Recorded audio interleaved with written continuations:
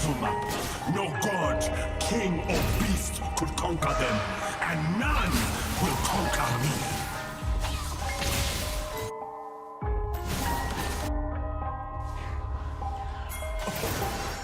Pew pew pew pew pew pew pew.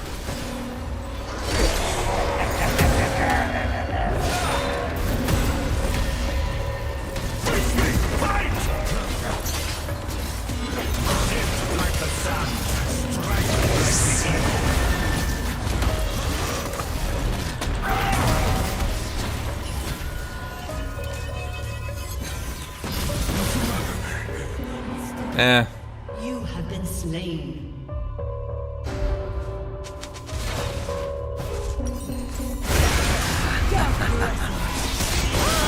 Has been slain. Shut down.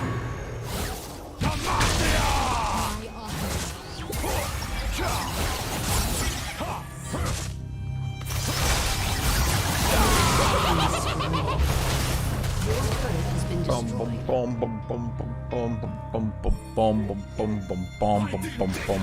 No matter. So long as I am here, we can win. He's just gonna. Oh boy.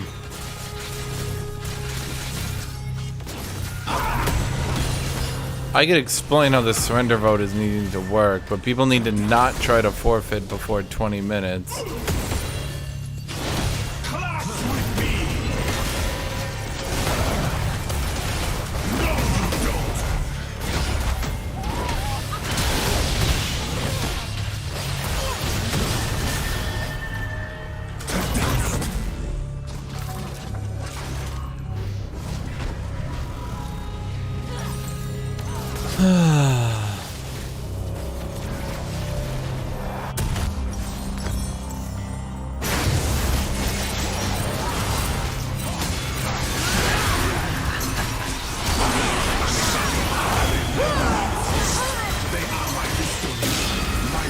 You know what? Fuck it. Let's TP here.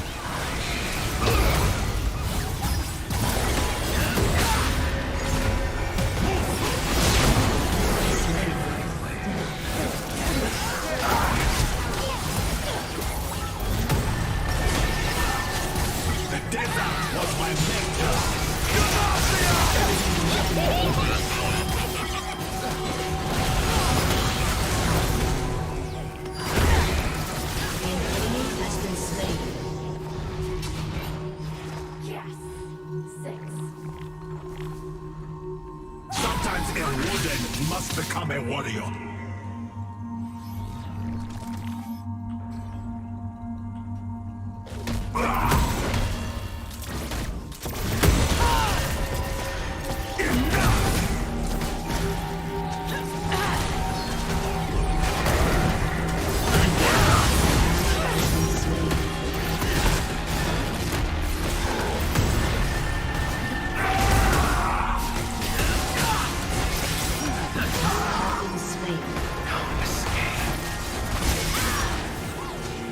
Enemy double kill. Wee wee wee wee wee wee. Pew pew pew. Bang bang bang. Wow. Loser's queue is fun. Wee. What is this game? Well, we had actually the winning team, and then Kennen just AFK'd. So we had to 4v5. We nearly still did it, is the fucking shocking part.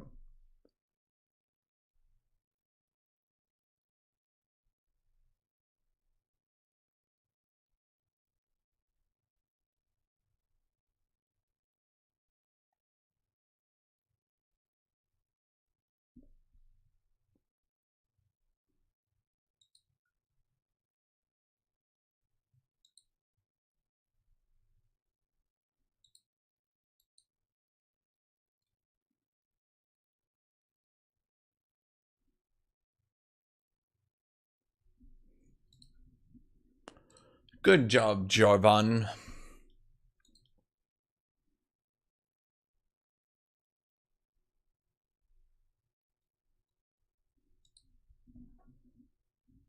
Wait, Did Malphite think he was winning? I went conditioning into him and he didn't do a fucking thing. Huh, that's interesting. I think he plays Jace so much that he doesn't realize that he wasn't actually winning. Wait, wrong one. Wait, no, super wrong one. Oh my god. I clicked the wrong button. There we go. Narrative and characterization, it shows a similar focus when it comes to modernizing JRPG standards for the 3D era. All of the usual JRPG mechanics are here. Your dragon will gain experience and level up as you defeat enemies, just as you'll learn new abilities that can augment your defensive skills, heal and protect you, or deliver a crushing final blow. Ken got ganked and then he AFK'd. You can also swap AFK'd. out parts for your No, I Dragon shit Rider's you gun, not. either to boost your overall firepower or to better exploit an enemy's weak points. Up until this point, most Japanese RPGs followed the canon first laid down by those early Dragon Quests and Final Fantasies. In these games, all the action takes place on a single plane, and is driven entirely through menu interactions, with your party trading blows and spells with the enemy until one side emerges victorious. But Saga did something that, at the time, was totally unique, and had never been seen before. As Futatsuki put it, the team's main ambition was to answer a singular question.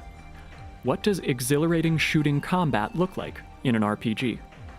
Panzer Dragoon Saga is indeed the answer to that question.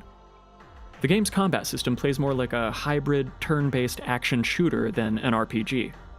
The player's dragon can swoop around your targets in all 4 cardinal directions in order to dodge enemy fire or zero in on weak points, as indicated by a dynamic compass on the HUD. Depending on how you position yourself, your attacks can do increased or decreased damage, and your character's defense likewise depends on the angle from which enemies attack you.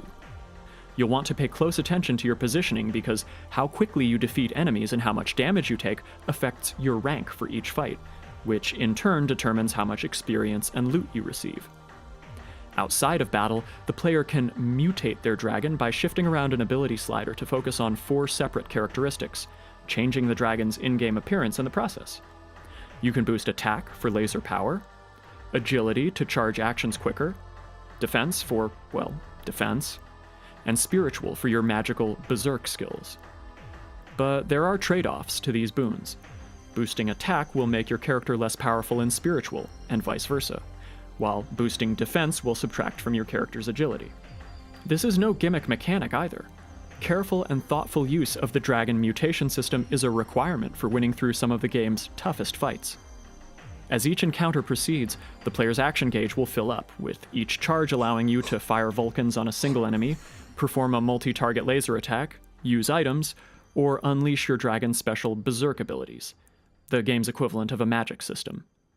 The combat encounters in Panzer Dragoon Saga are the furthest thing from your standard JRPG battle of attrition. Cinematic camera angles combine with a bombastic and sweeping orchestral score, adding verve to nearly every single fight and bringing a sense of excitement and dynamism, even when you're facing standard issue foes. Actually, we need to take a moment or 3 to gush about that soundtrack a little bit more.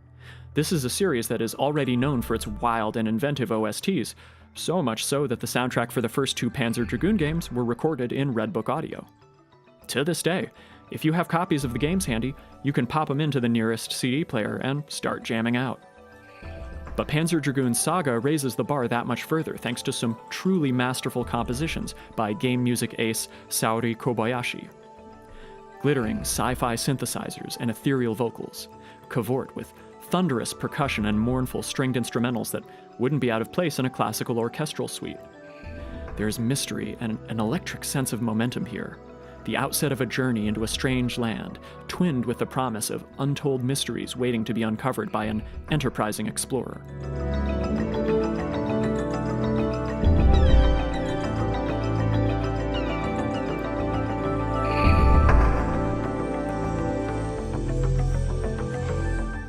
It is, far and away, the single strongest stitched development of the entirety of Panzer Dragoon Saga.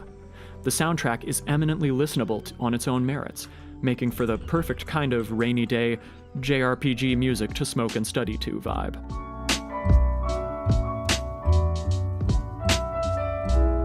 gotta be fair, Kennen isn't really that tanky. It's just in top lane, people can't fight back against you, so you just go top lane. Going mid lane, And Kennen. it was such an important and influential work of game music that, in 2018, Brave Wave Records put out a special 20th anniversary remaster of the Panzer Dragoon Saga OST, composed and overseen by Kobayashi herself. But perhaps most interestingly of all, the Panzer Dragoon Saga soundtrack was not recorded in a vacuum and then grafted onto the game, as is so often the case. After the designs of the different levels and encounters were already finished, Team Andromeda sent mock-ups over to Kobayashi so that the game's music could be composed in a way that lent the maximum amount of pathos to the visuals. Panzer Dragoon Saga is nothing short of a brilliant, cross-genre fusion that embodies the term avant-garde, as in far, far ahead of its time. RPG power progression and leveling mechanics wedded to action shooter combat and adventure game exploration. This is the mainstream standard today. But things were very different in 1998. With the exception of maybe Front Mission Gun Hazard, there was simply no other game that had done what Panzer Dragoon Saga did when it arrived on the scene. And its influence can be felt in everything from Fumito Ueda's Ico and Shadow of the Colossus, all the way through to the mad lad himself, Yoko Taro. Oh boy, we have to go top. What do I do? Or not top, jungle. What do I do when I jungle? I do Vi? No. No. No. I could do... Sejuani has not been doing too hot lately. Damn. Last time I played... can anyone jungle better than me?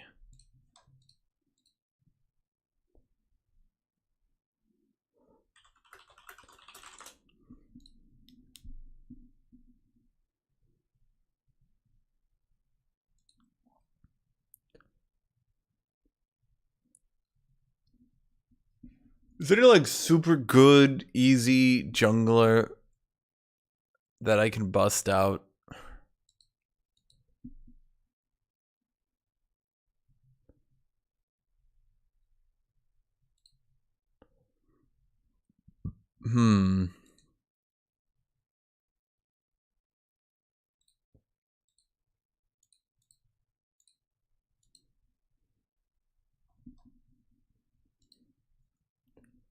Sejuani.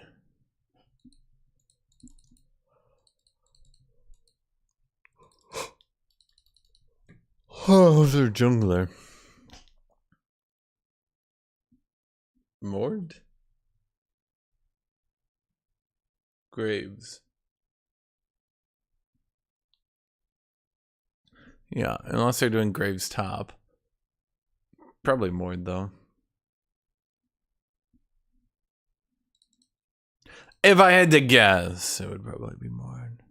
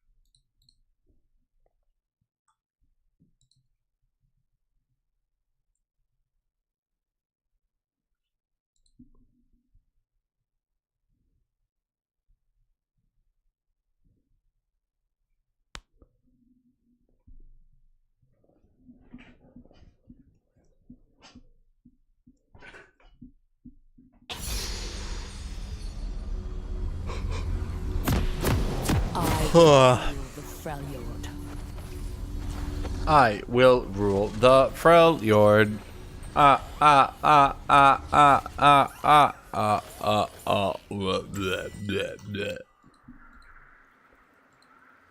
do we go? E first? Okay. We fight while cowards talk.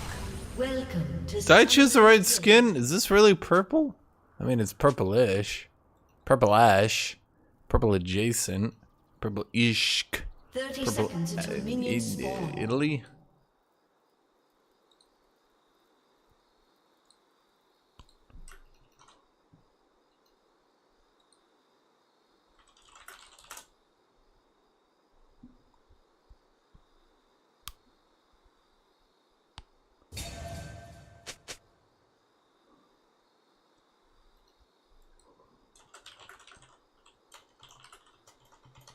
Minions have spawned.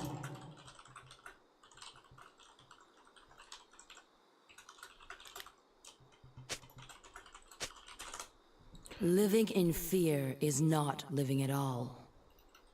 I can't talk. I am not being rude. Riot is just dumb as fuck. Retarded, even.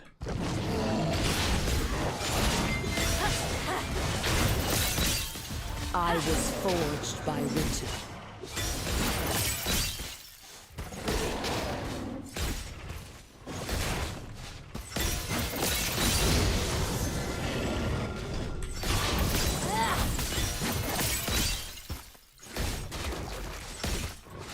Leave no survivors.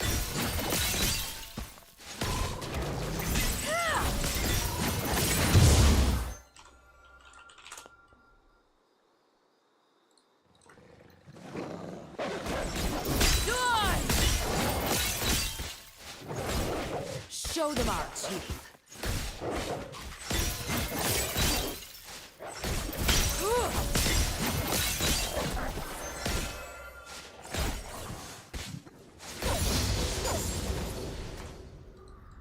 Why am I doing a full clear? No spoils for the meek.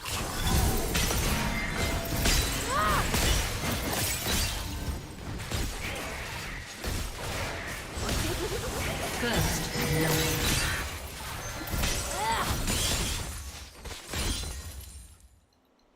Pain is nothing.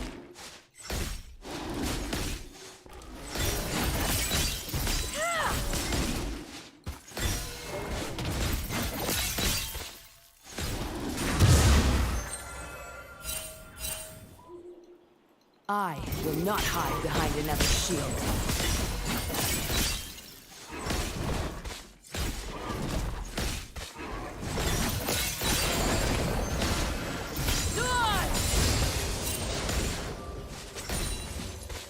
Are we max now? W. Bristle seems hungry today.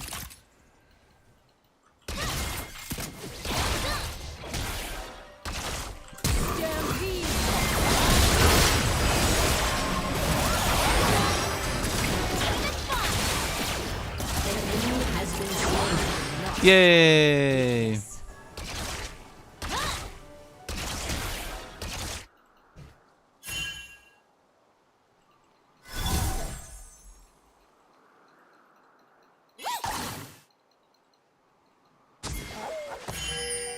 Deeds, not words.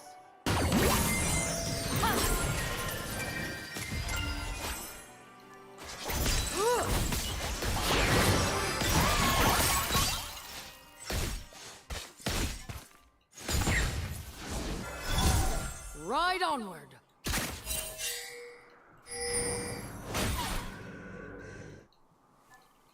I'm gonna be honest, I don't think they're gonna let me gank from here.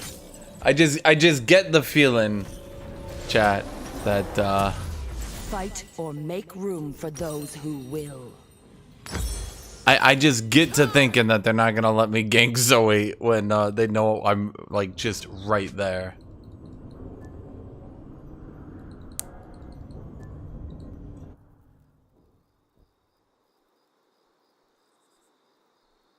There is no strength in servitude.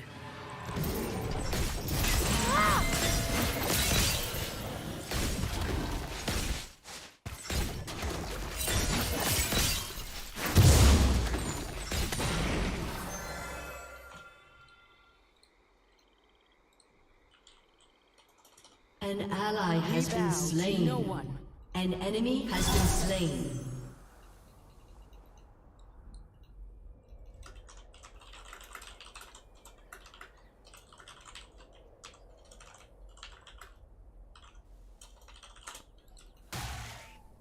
The cold does not forgive. I'm not accomplishing anything.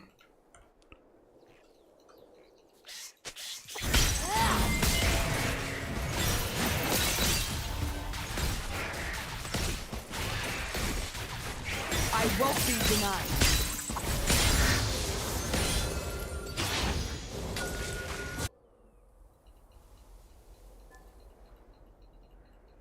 I think if I go in, do I just die to mortal? They will feed my boy.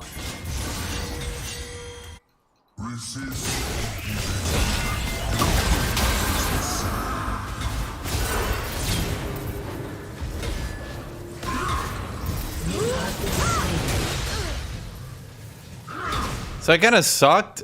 Apparently my E left to the void.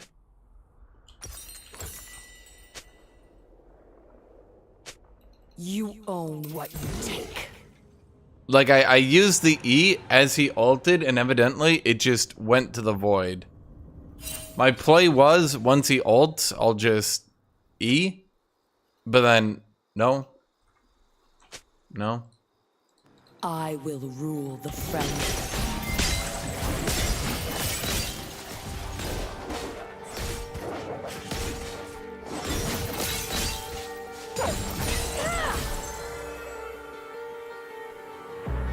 Well, she got ganked a lot.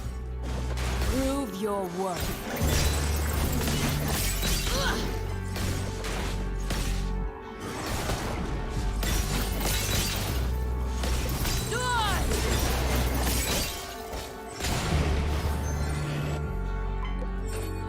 We fight while cowards talk. I don't think we can gank him.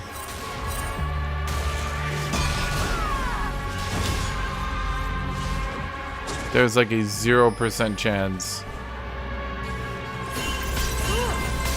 I was born for conquest.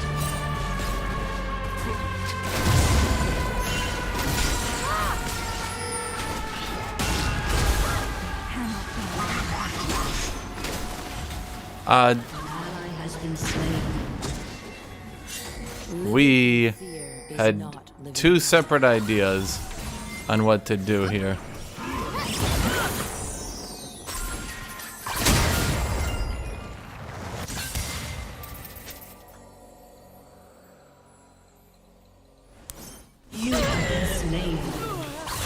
You know,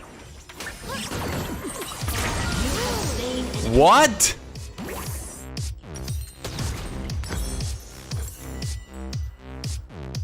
No spoils for the meek.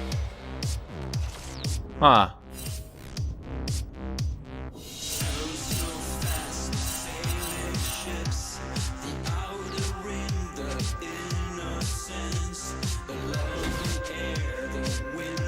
Pain is nothing.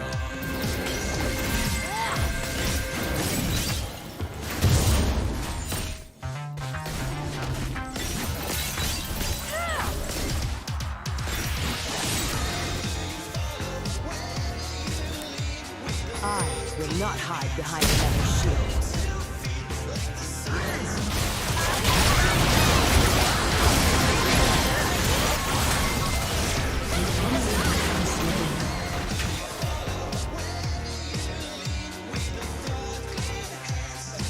Ursel seems hungry today.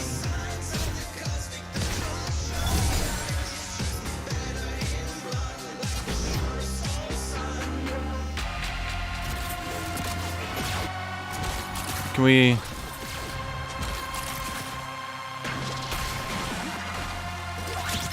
I will not. Nah. Weakness.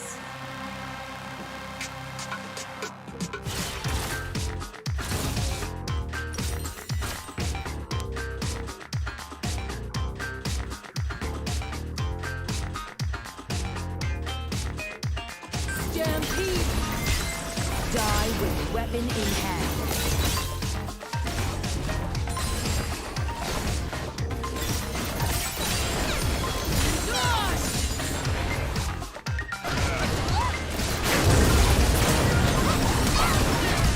Ally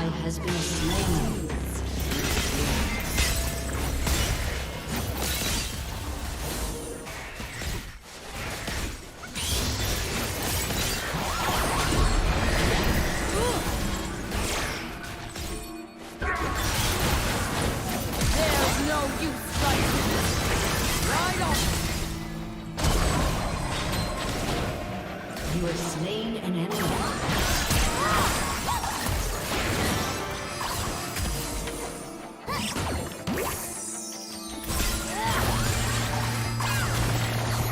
She's got another flash. Make room for those So, who will. yeah.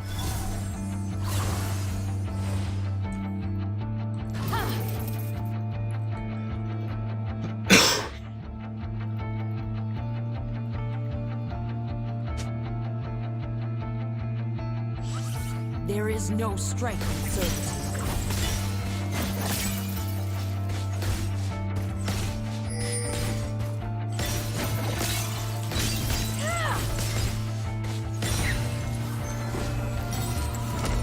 Enemy killing spree. Can I... To no one.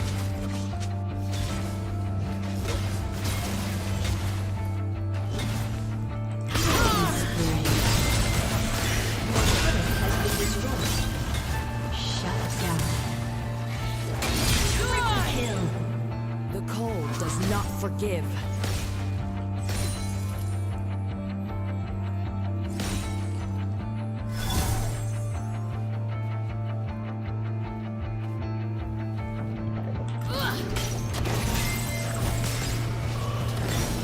Run them down.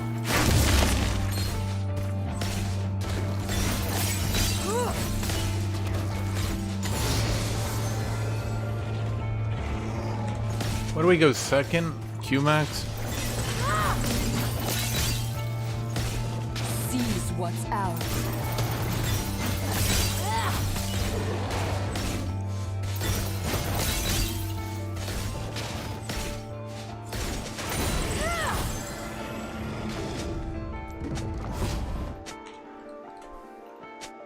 You own what you take.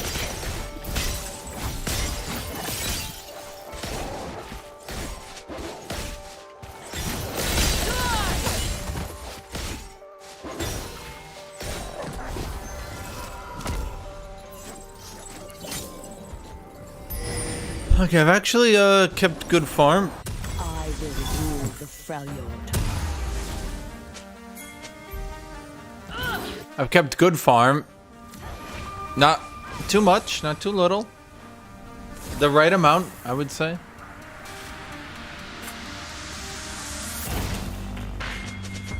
We fight while cowards talk.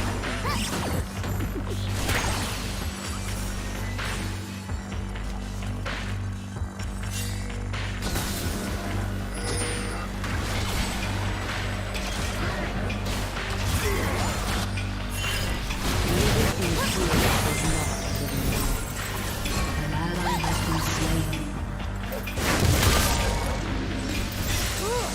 Shut down. A gift from the failure.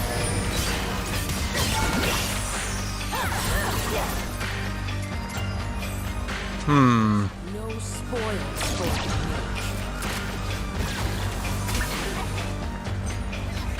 That is no good. Stampede.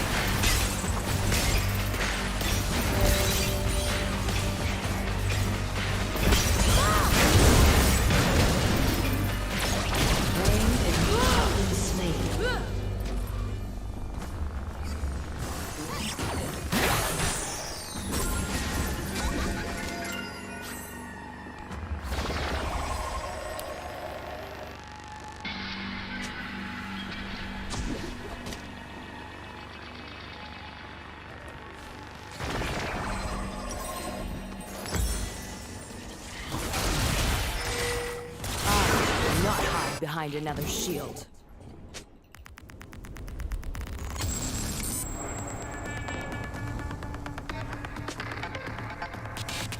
Yeah, Mord went with the Hextech Rocket Belt. Versal seems Protoball Moldy is not really a thing.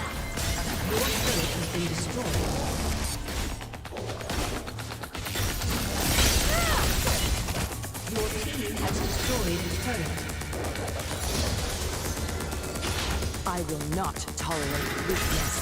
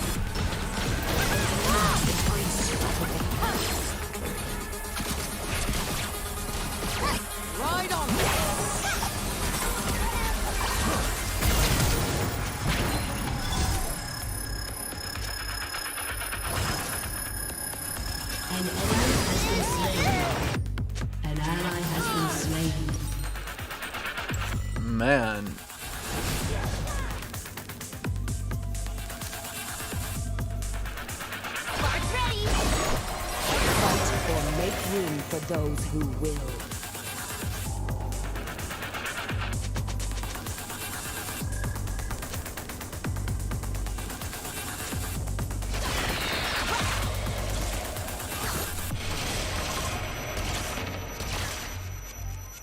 Your turret has been destroyed.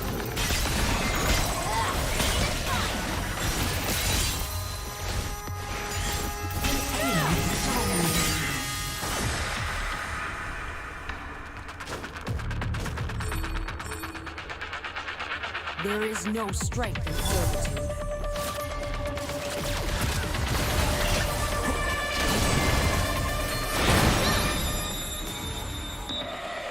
Yeah, no one really seemed like they wanted to go for it.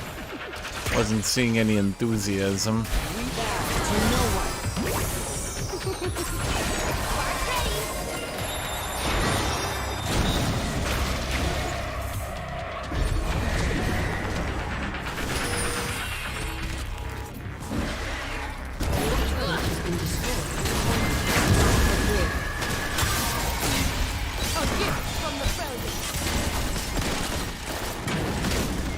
Is Riven coming?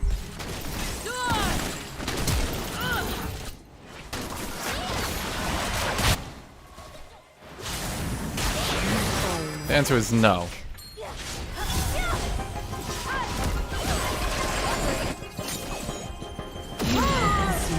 God damn it.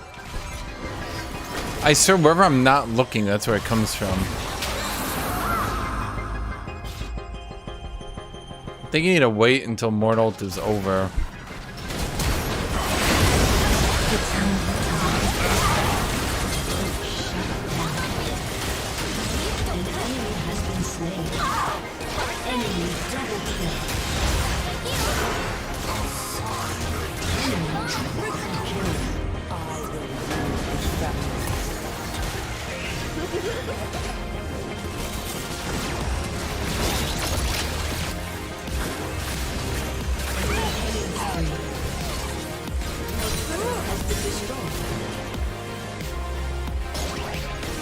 We fight while cowards talk.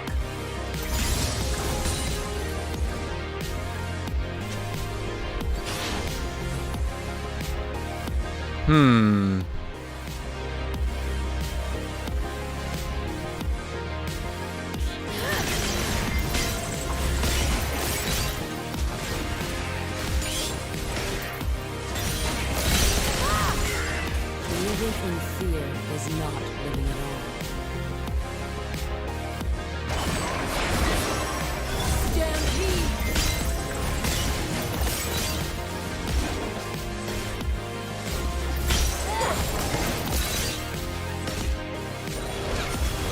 No spoilers for the weak.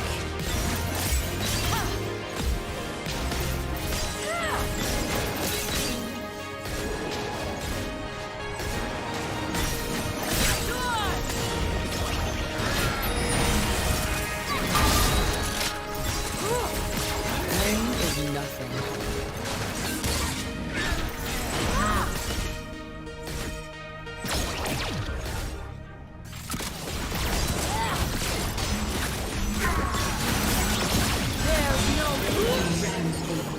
Okay, I was kind of hoping my team would eventually weasel over there. They did not.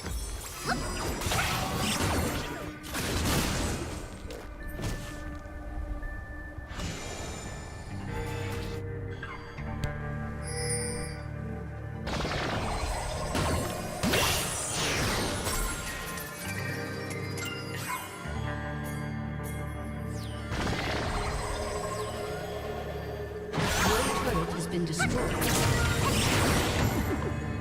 I will not hide behind another Ally has been slain.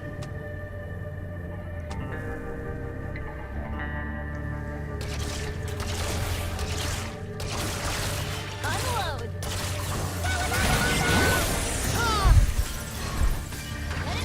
I rule the failure.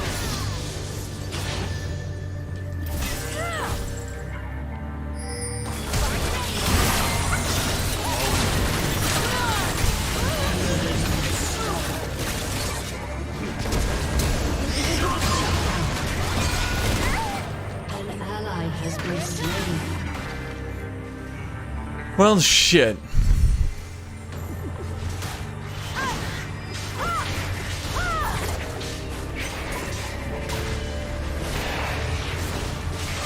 It's weird watching Riven not AoE.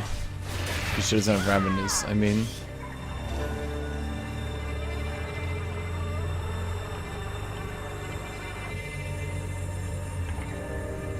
We're so full hungry today.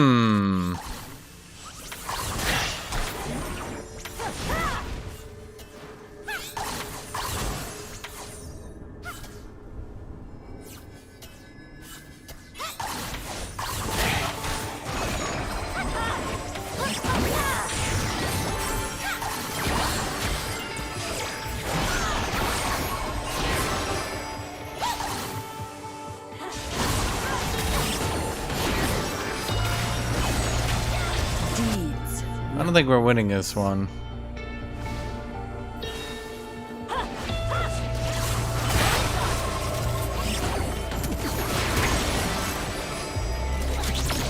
Your turret has been destroyed.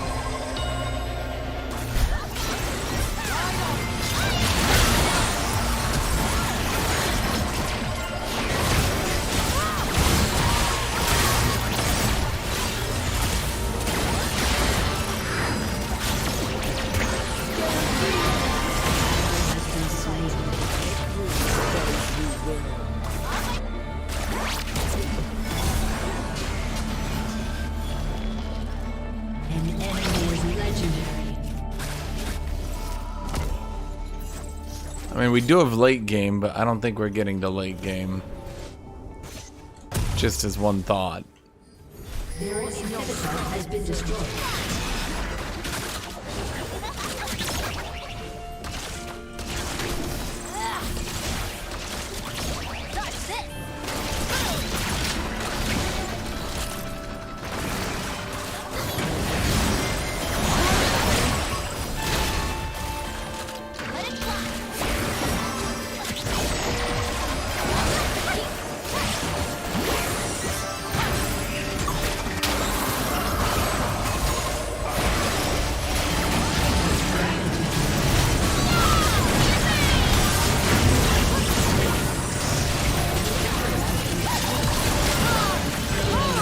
I was hoping to go over the wall.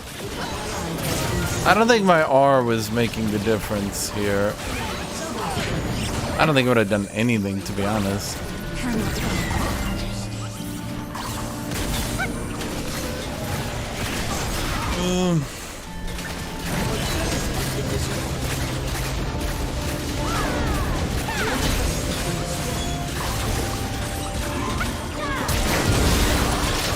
Yeah, I don't think Rada Age is very good on Annie.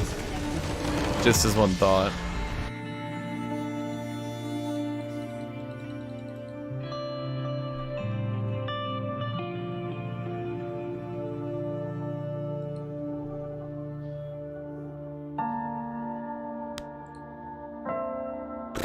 Zeri.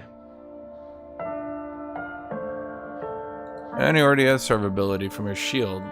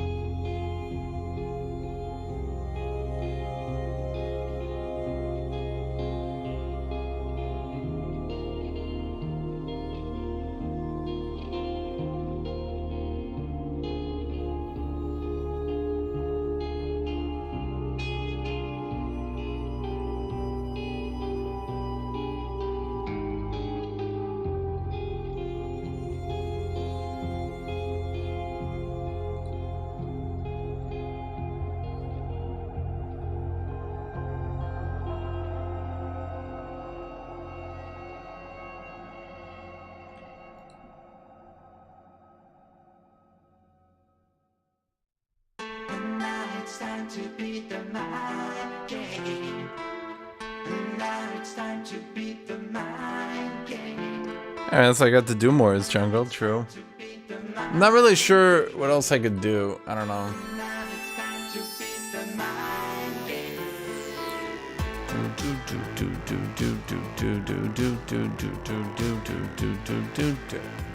So up and down, baby.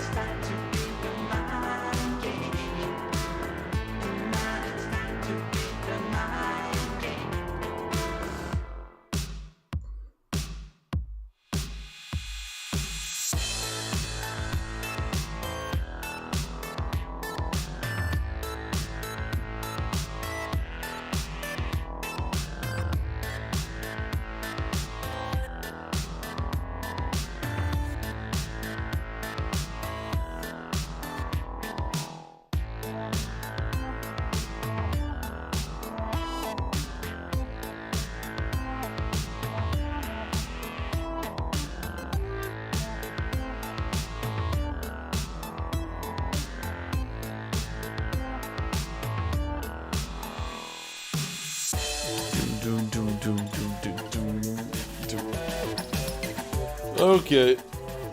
Do we get a good game here?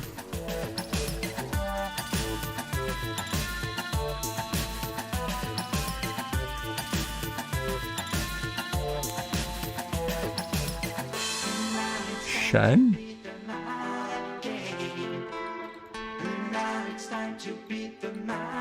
Shen. Okay.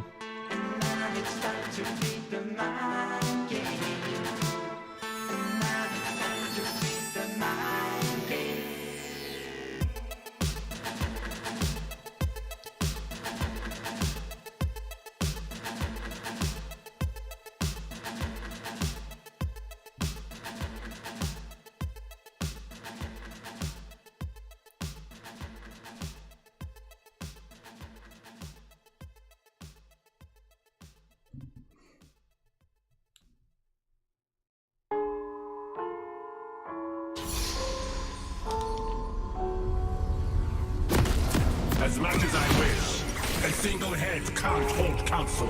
So please, march with me. Rod Age is a bit of a silly item. The issue, the issue I think with Mage Mythics, and this is what I've noticed, basically, Landry's Torment is so broken, and has been so broken for so very, very long, that most mages, if they don't go Landry's Torment, or they don't go Luden's Tempest, what happens is they suck. For lack of a better word.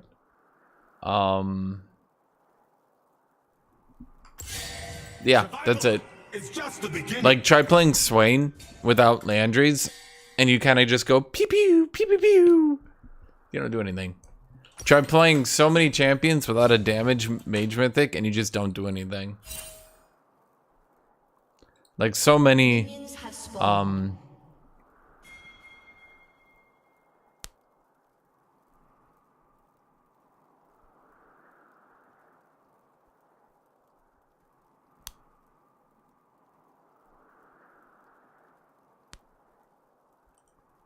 Surrender is a weakling's word. yeah, like so many mages have just have their damage nerfed, like Swain it is damage nerfed because Landry's, or at the very least their damage has been balanced around Landry's. Like Luden's Echo is what, like 10 years old or some shit? Like it's been a while, right? And so a lot of mages have been balanced on Luden's Echo. The desert was my mentor.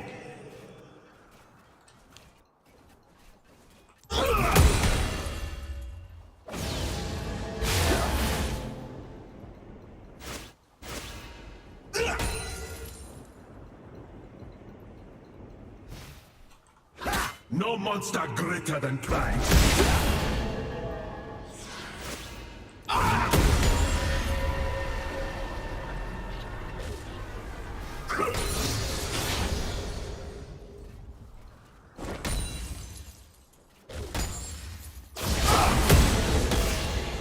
If the enemy asks, I am the answer.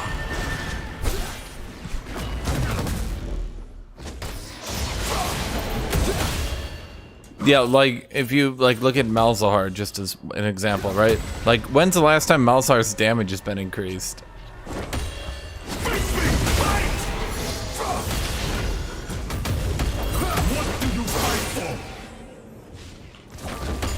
Right? Like you see what I mean? Like so many mages haven't, like power creep happens whether or not you want to admit it, right? Like if you don't buff a champion, given enough years, they'll fall out of favor. Grill agree on that one? Anyone disagree with me on that one?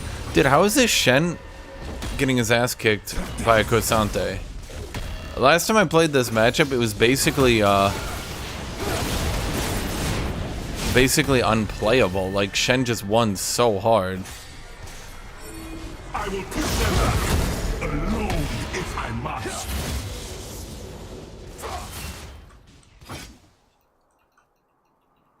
At any rate, if you don't buff someone over long periods of time, they will be underpowered, right?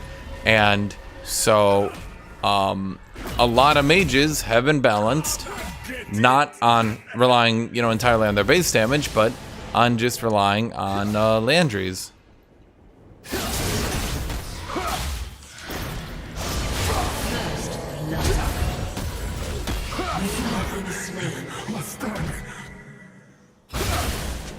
Yeah, that's how I remember this matchup more so going.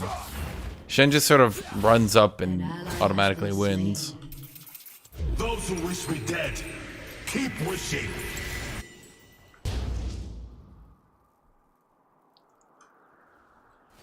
I mean, maybe eventually it's a good matchup, but early game, no, you just lose. It's Shen. Like, Shen's got a good early game, Kosante's got a shit early game. Every scar, a lesson.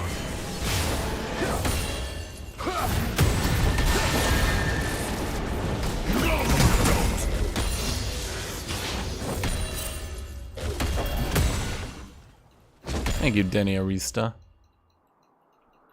I am the Vanguard. Yes, the game will always power creep. That's just how League works. That's how basically every game works. Every game works like that. Because if you buff X, then it's stronger.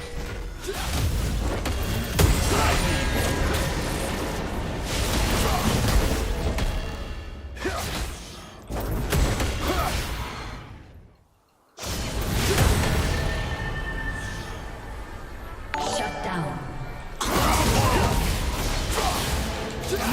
Slain. Yeah, as I said, it's basically unwinnable for Kosante. Like, there's just not a whole lot you can do. Shen's base is just so fucking much higher. Like my untoughs. It's a bit unfortunate, but it's the truth. There's not much you can do about it. Yeah, but you can even see, just look at the grass procs. I've gotten 10 more procs than he has. Like, I'm hitting everything. It just does not matter.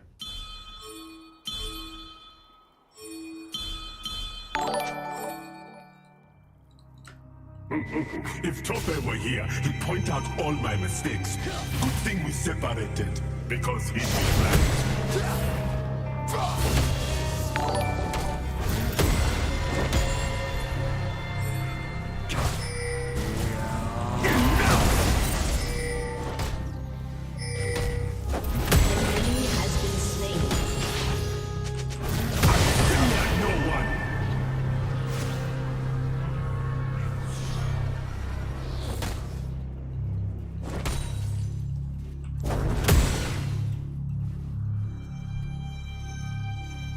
Where is he going? Worth it if it were easy.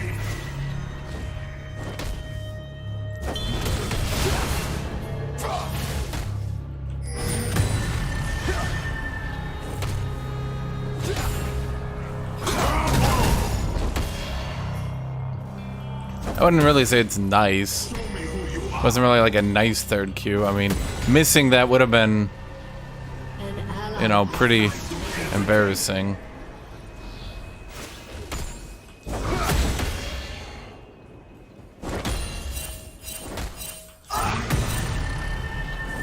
Anyone can wield a weapon. Warriors make their own.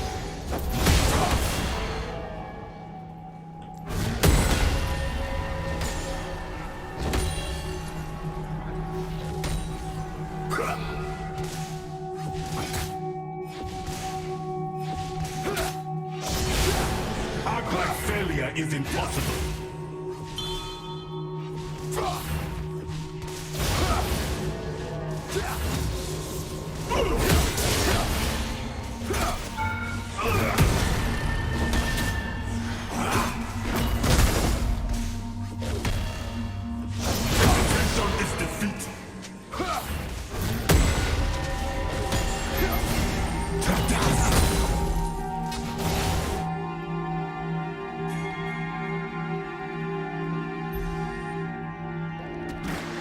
Where are my fruits? Did someone take them?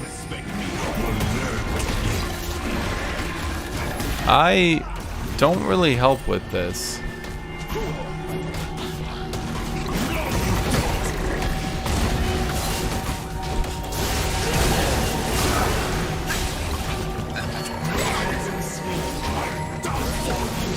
I don't believe knocking him away from us was a good play.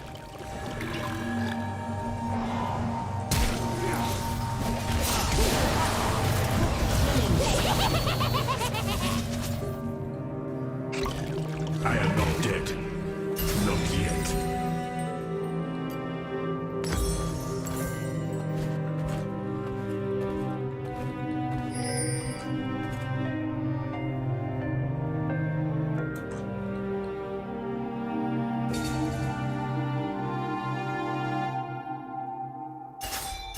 Well, yeah, I canceled his ult, but he ulted right next to me. That's not really, haha, Hashinshin, you did good.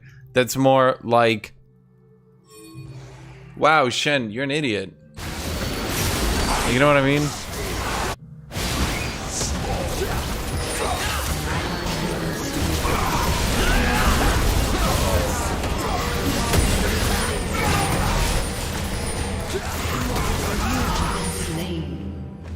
Okay, I thought Varger was gonna like stay and fight.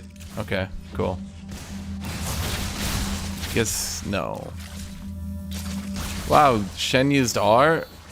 Did he just get that? Is that a new ability? Oh boy. Why didn't they? No matter. So long as I am here. Surely there's nothing we could have done to play around that, right? Like, not trying the same fucking play that just failed? Like, maybe that? Maybe we could have tried that?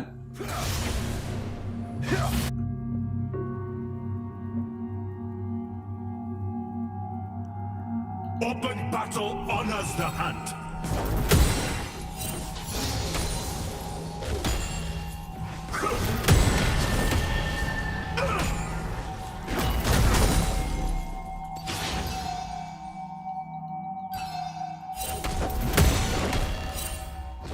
Here, I make my truth.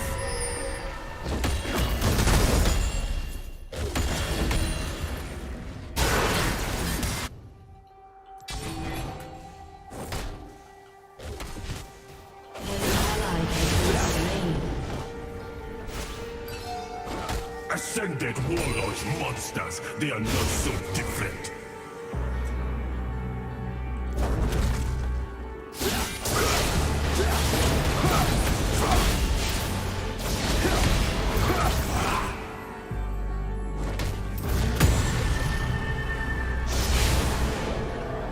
Underestimate nothing.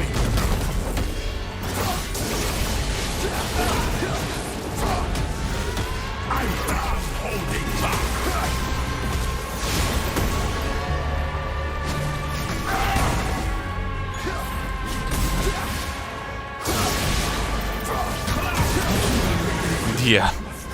Well, shit. I tried. That was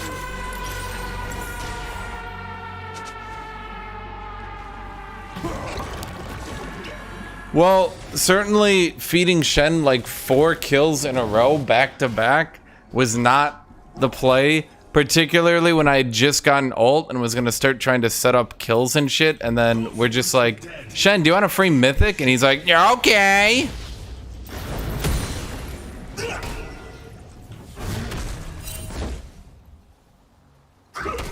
Yeah, Shen obliterates Kosante. I would say it's like literally an unwinnable. Like there's a couple matchups that you literally just cannot win with Kosante. It's like Gwen, Shen, etc. You just cannot win them. They're actually just impossible because Kosante's trades are just not good enough.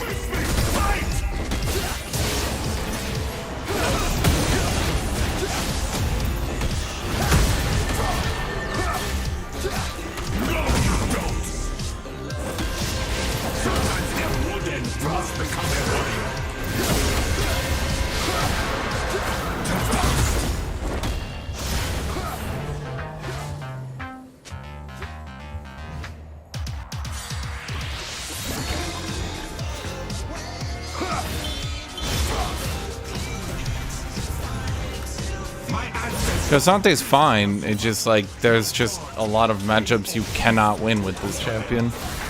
That's interesting.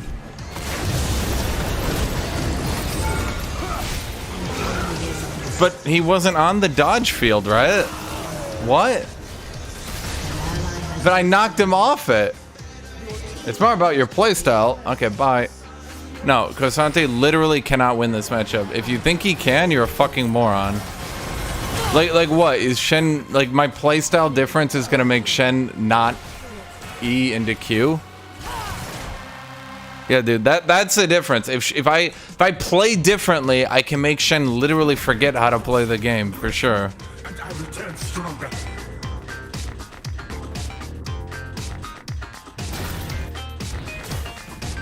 Yeah, like people in chat. It doesn't matter if I'm in the dodge field, dude. It matters if he is. People in chat are like, he keeps running at you and attacking you through 12 minions. And this guy's like, attention, your playstyle is just a problem here.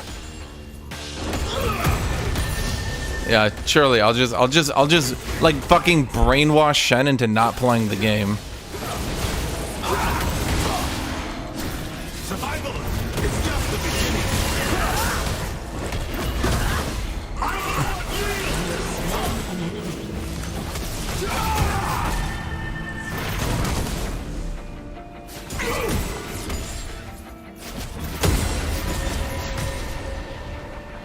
Surrender is a weakling's word.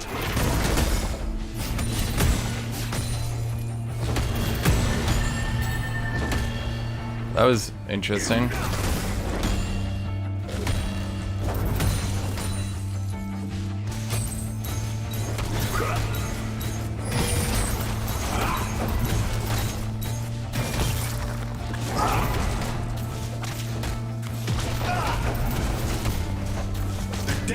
Was my mentor. Your team has destroyed a turret. An enemy has been slain. Rampage.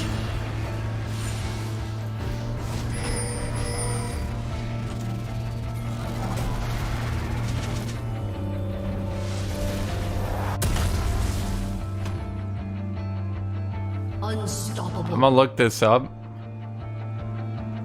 Yes, Kosante plays on average, Kosante plays 46% win rate into Shen. But yes, my playstyle is the difference here.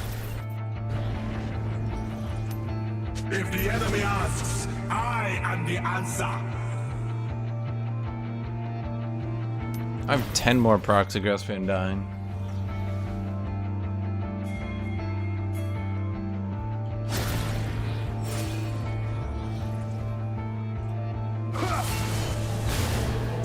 I will push them back, alone if I must. Is my bot lane winning? No. But I think the important thing is that their Kane kinda fucked up. And by kind of, I mean really, really fucked up. Until my last breath.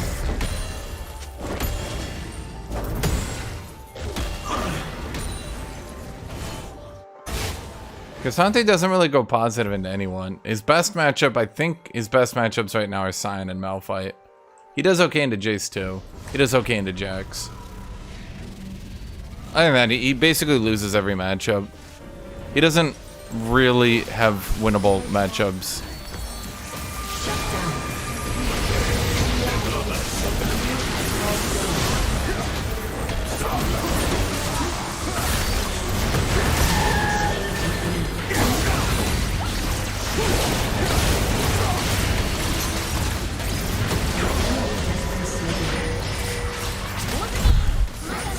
It's a bit annoying, and that's why I don't really like playing him often. Like, sometimes I get into a Cassante mood, but losing every single matchup can be a bit lame. I would say no, he doesn't counter. Like, I want to say, like, before all his nerfs, he probably beat Aatrox, but not now. He'll probably, like, he'll outscale him, probably. I mean, I can't say for sure, but he probably will. But, like, will he beat him early 1v1? I don't know. Probably not.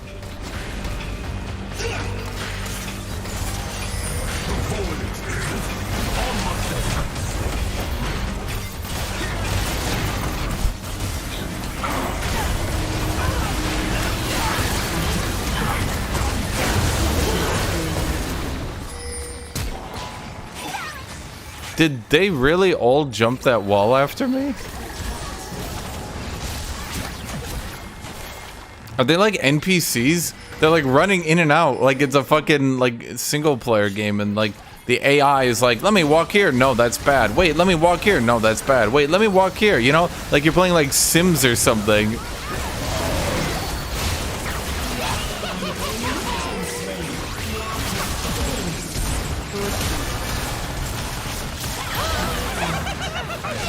Viger's response being like, I can't reach him. R. Fine, fuck it, I'll kill this guy instead.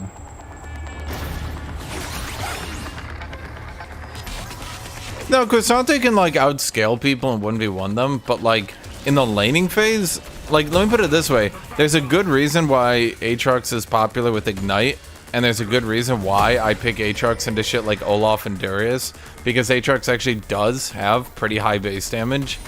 It's like long cooldown. The DPS is low for sure. Like Aatrox's DPS is low. I think we'd all agree on that. But like his burst is pretty good.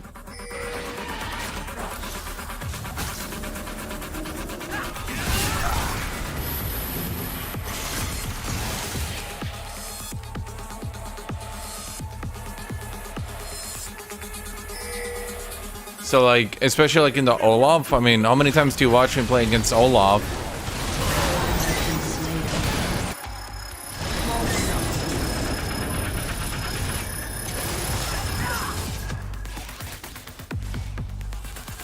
How many times do you watch me play into Olaf, and like, I combo half his health back off, combo half his health back off, and then he's just dead.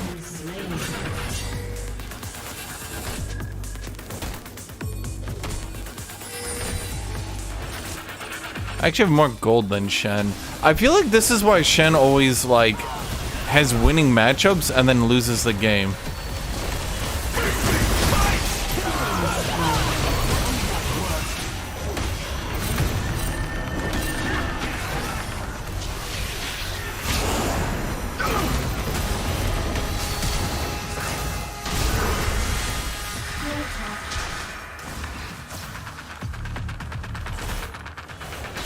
Like failure is impossible.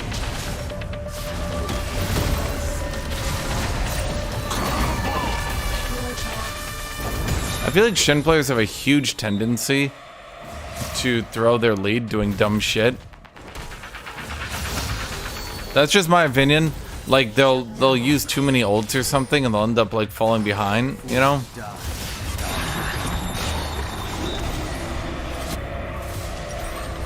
If I'm wrong, tell me I'm wrong, but I'm not. I'm not ever wrong. Like, I can literally look at it. On average, Shen has a huge... On average, Kosante plays negatively into Shen, and yet always gets a 500 gold lead. Every time. It's like every champion, even if Shen bullies the fuck out of them, sometimes you need to just like focus on bullying, you know?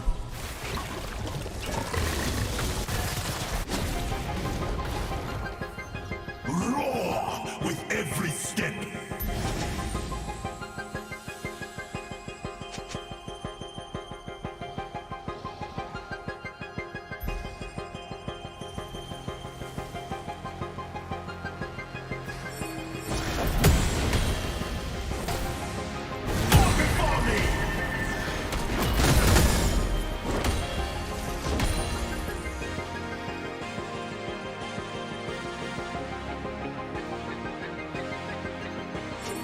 Yeah, that's what I'm saying. Like, I feel like sometimes Shen players just don't, like, bully their lane hard enough, if that makes any sense. Like, they'll have a huge lead, and then all of a sudden, they're just like, time to give my opponent all the plates.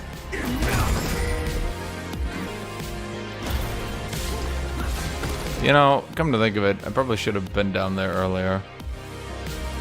Oops. Open battle honors the hunt.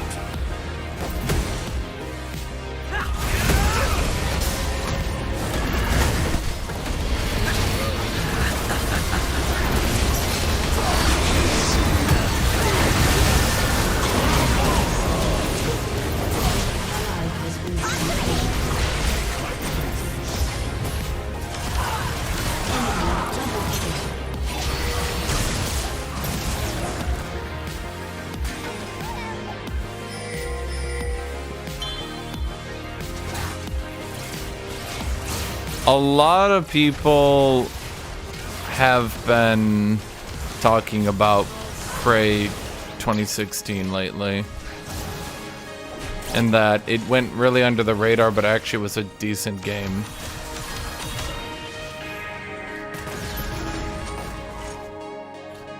I think a lot of people, because like, okay, am I wrong here? But in the last 10 years, graphics have really not gotten that much better. Not really.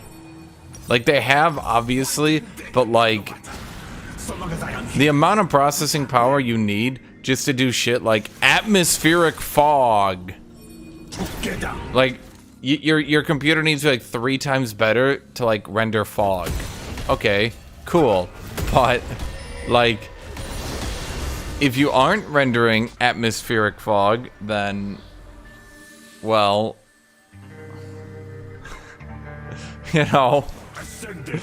You need like a third of the computer. So like a 2012 game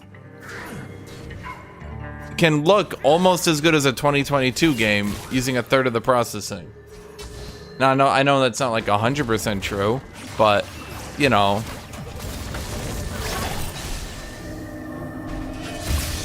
Like the sand, strike like the eagle. So at any rate, I think a lot of people have been going back to games made and like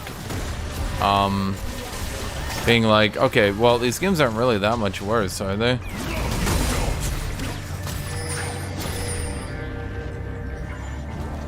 Sometimes a wooden must become a warrior.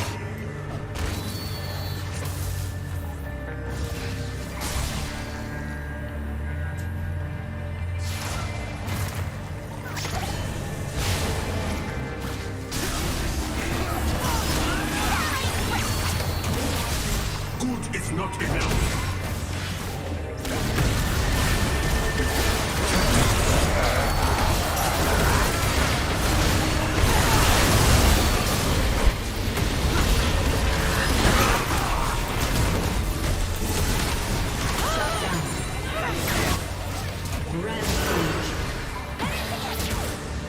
Finished here.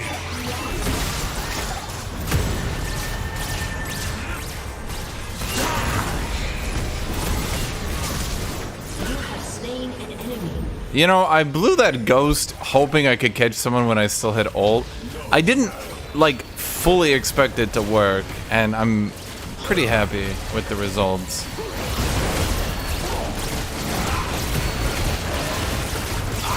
Am I wrong? Chat, am I wrong? Like, I'm not saying, like, you could tell if a game's made in 2012, right? But, like, okay. Shit, let me actually look this shit up. Games from 2012. Mass Effect 3. Borderlands 2. Now, are you really telling me? Be honest with yourself. Are you truly telling me that, for example, Tiny Tina's Wonderland looks a full 10 years later than Borderlands 2? Are you telling me that if you went back and played Mass Effect 3 with the graphics turned to full, you'd probably think it's you know, maybe you'd think, oh, it's probably old like a little bit, but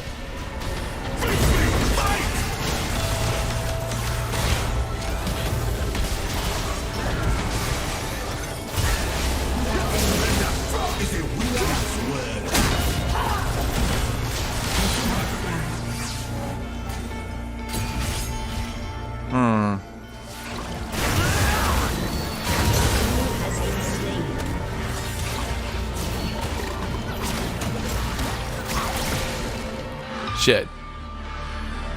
This force of nature means nothing to me. Does Cyberpunk really look that good?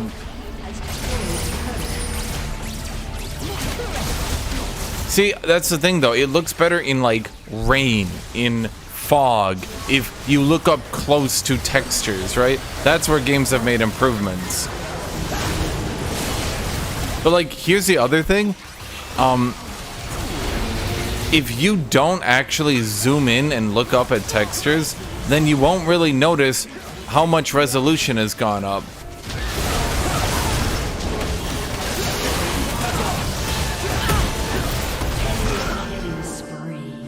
Okay.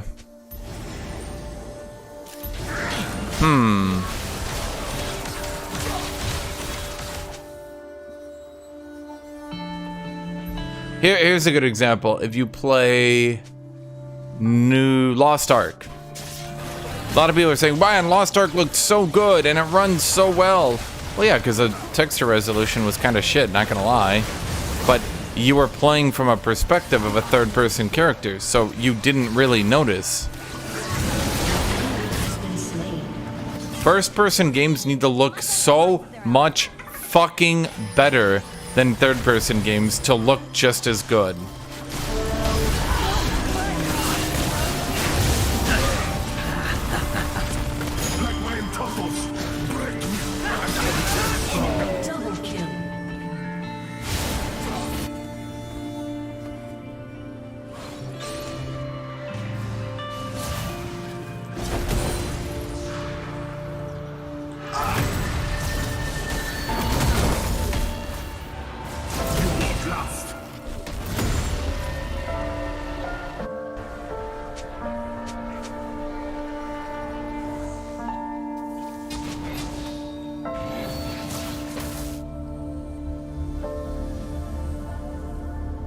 Okay, we were winning, and now we've kind of fallen off here.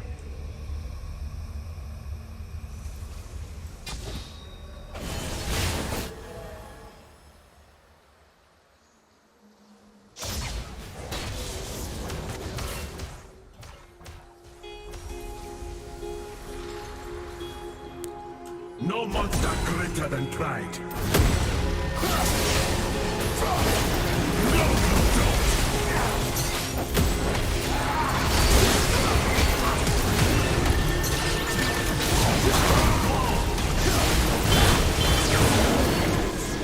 We actually just pulled him the full force of the sun. Oh man, that's funny.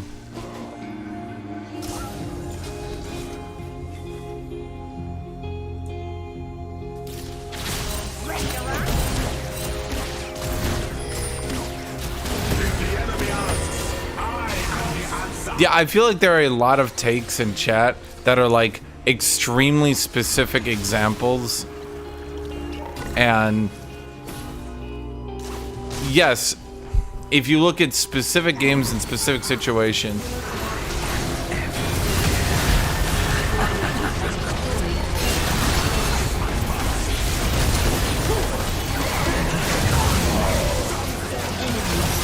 Why are both our carries just not hitting people?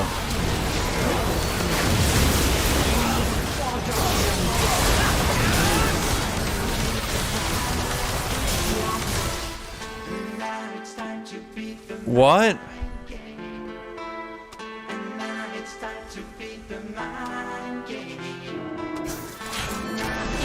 But why are both our carries standing all the way in the back not doing anything?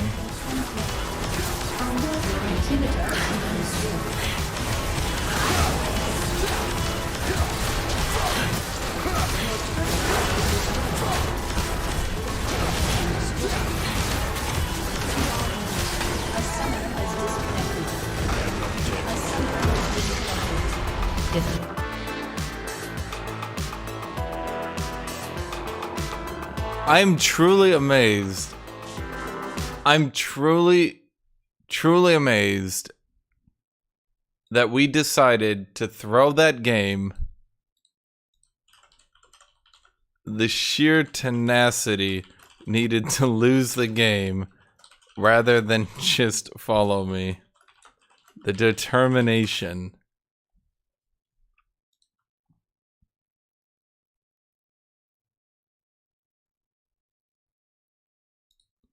Honestly,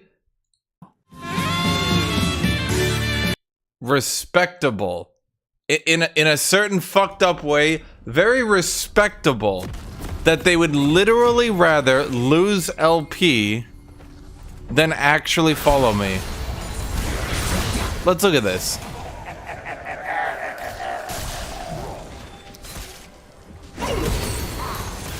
So like I walk up, I notice, wait, Oriana's hugely out of position. I hit her with the slow.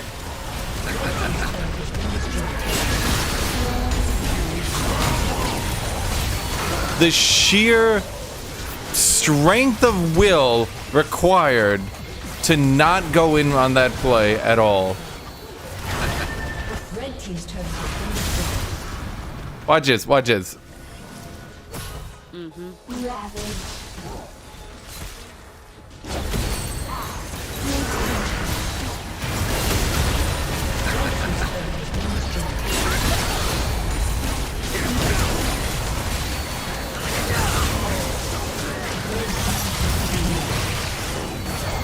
I might have been tempted at some point. If I was on them, I might have been tempted at some point to go in on that play.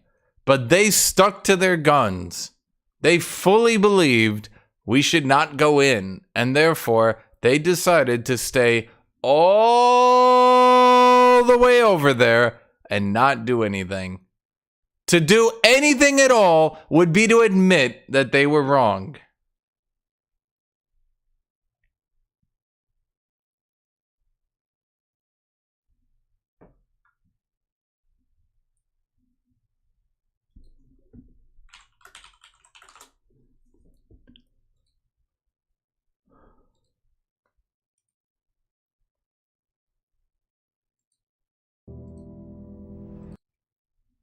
Masquerade.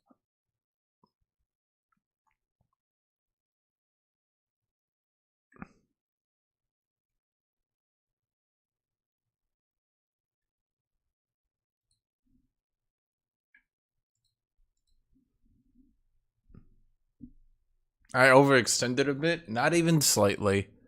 Catching their Oriana like that and hitting her with the Iceborne 60% slow, having their entire team engage on me, having their assassin blow all their abilities on me, that's not even slightly overextending. That is literally doing my fucking job as a tank. Now, if I was playing a squishy or someone that would have died, sure, fine, okay, fuck it. But like you did notice, fundamentally, right? You did notice that all their most important ults got blown on me, right?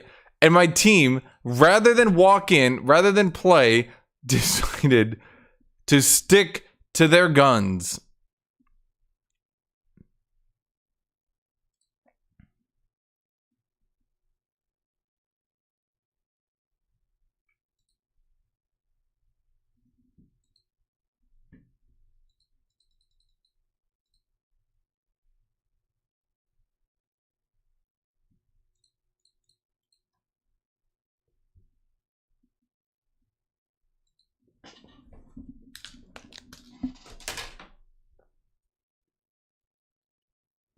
Standing there doing nothing when the enemy team doesn't have Kane ult and they don't have Orianna ult, but yet you still refuse to fight.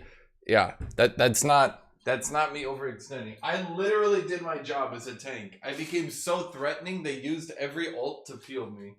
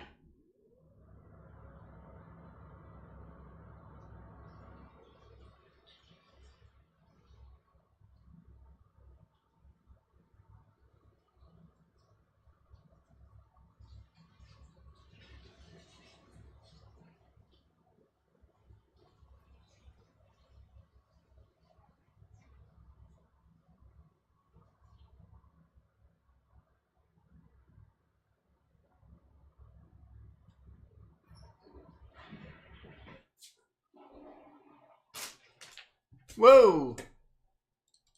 Don't have time to think. Shit. What are they doing? Sejuani top? Tawani?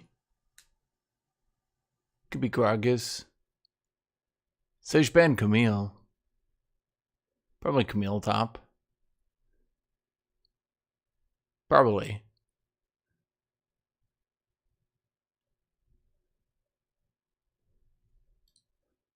Yeah, probably. I'll be right back. Oh, for fuck's sake.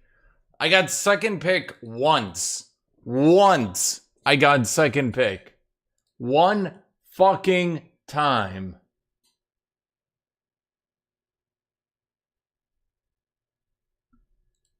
Dodge.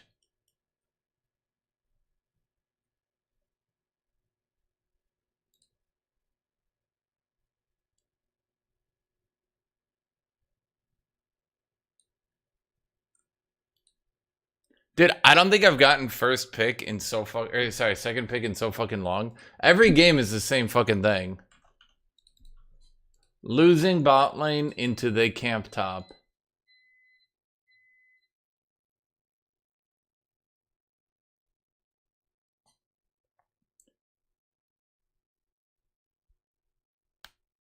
I'll be right back.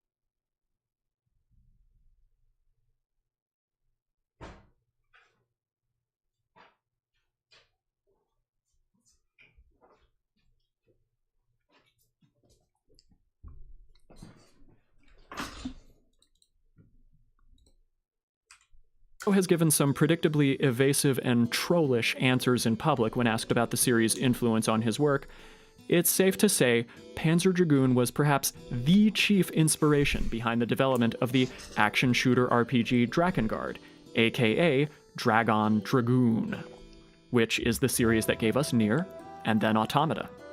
Again, we could easily spend a whole video just recounting the outsized influence this game has had on the medium. Panzer Dragoon Saga is audacious, breathtaking, and trailblazing, and still remains one of the all-time great RPGs on console. So, it's a genuine travesty that Sega smothered this game in its crib and made it almost impossible to play today.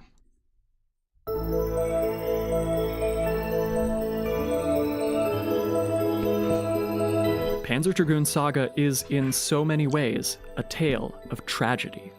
Both the tragedy of its narrative and the tragedy of the circumstances surrounding its release.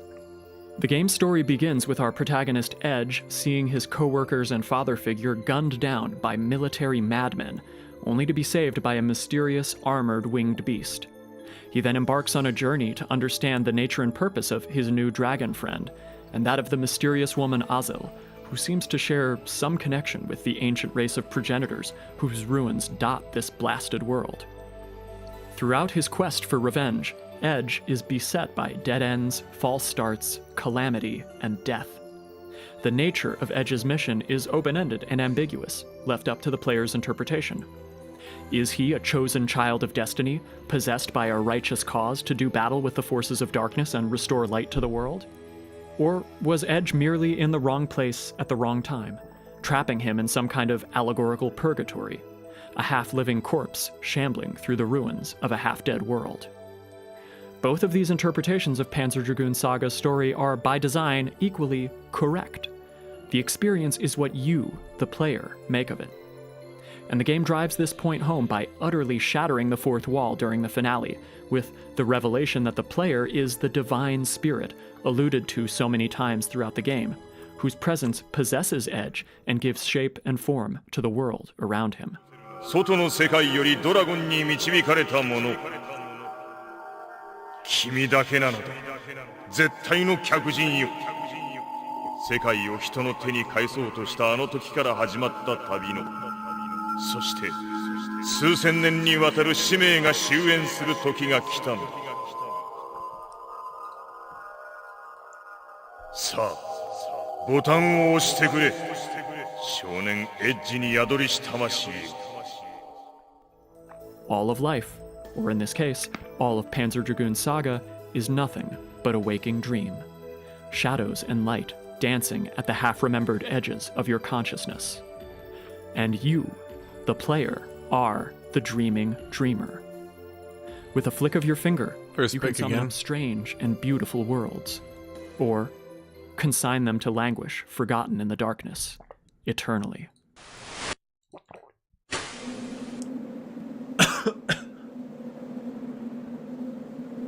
De Consiglea Nostra. That's edgy. It's a sad and understated resolution to this saga, one that mirrors the melancholic circumstances that surrounded its creation and its release. I am just your usual top laner. Had to crunch mightily for this game, putting in ungodly work hours at a time when no one batted an eye at this kind of overwork, especially in Japanese business culture. 2 members of Team Andromeda passed away during the development of Saga. One killed in a freak motorcycle accident, and the other, a senior mentor figure to Futatsugi, took their own life.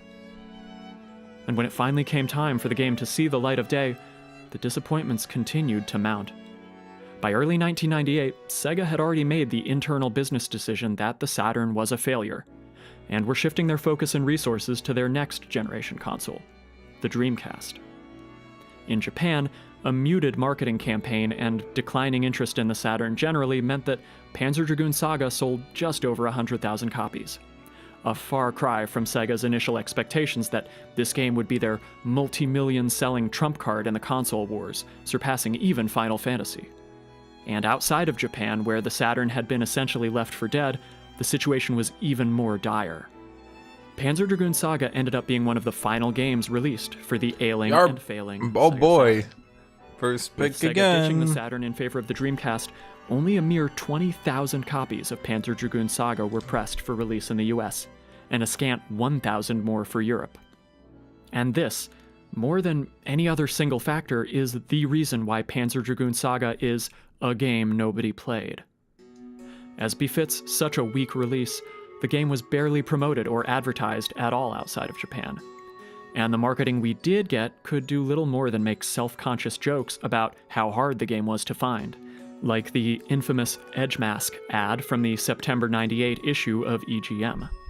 Putting it more plainly, with this paltry kind of support from Sega, there was no way this could have ended other than in failure.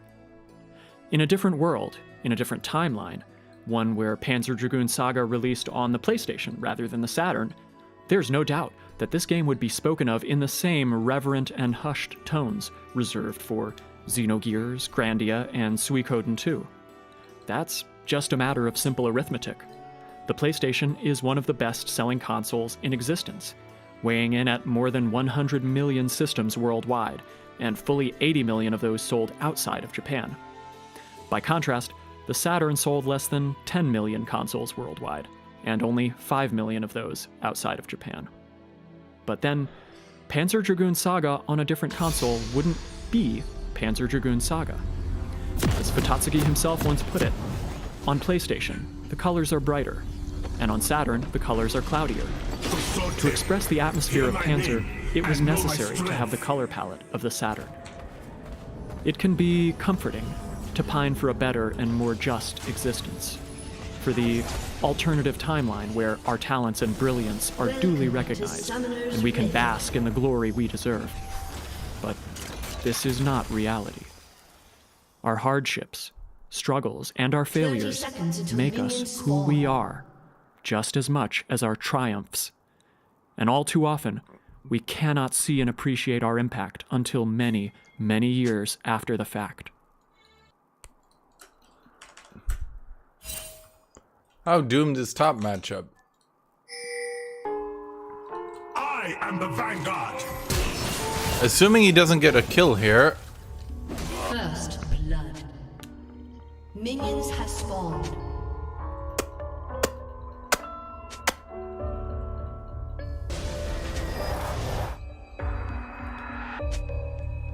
Well, fuck. Good is not enough. Assuming he didn't get a kill there, I would say the matchup is Cosante pokes out Olaf early.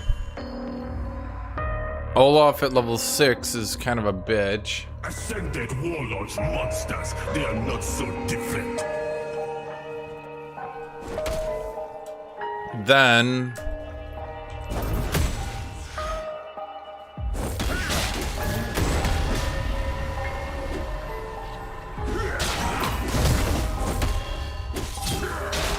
what do you fight for?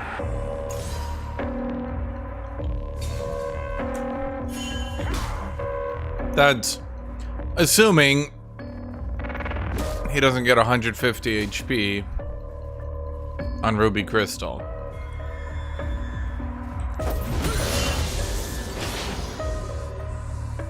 Surrender is a weakling's word.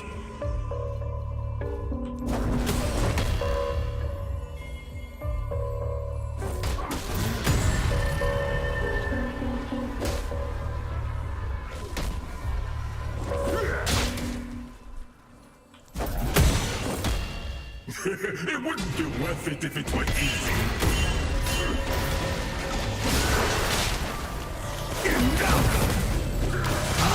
Slain.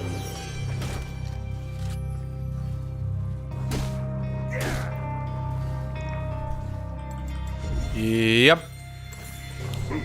If Tope were here, he'd point out all my mistakes. Good thing we separated, because he'd be right. Okay. Makes about much sense. Yep.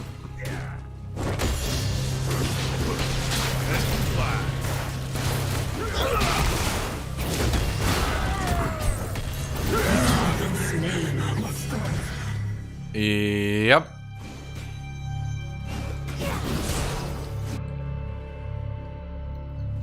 Why didn't they? No matter. So long as I am here, we can win. Well, because they played top, my bot lane is now doomed.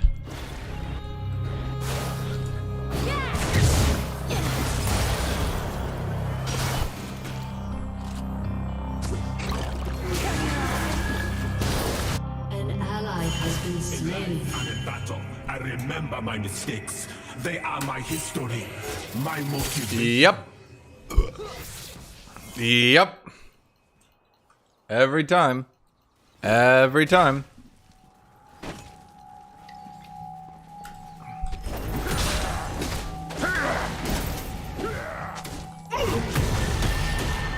If the enemy asks, I am the answer.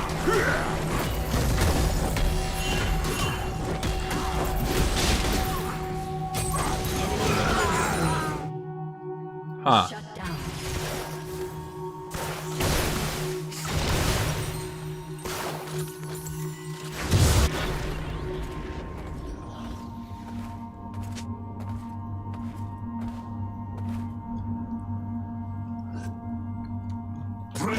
I mean, you'd think I'm joking, but I mean, have I ever been wrong? Have I ever been wrong? It's the same thing every time. Spam gank top while my bot loses. At least this time my jungler gave them a kill, then split the jungle so he could camp top. And of course, the jungle as a role is still so broken that there's nothing you can do about it.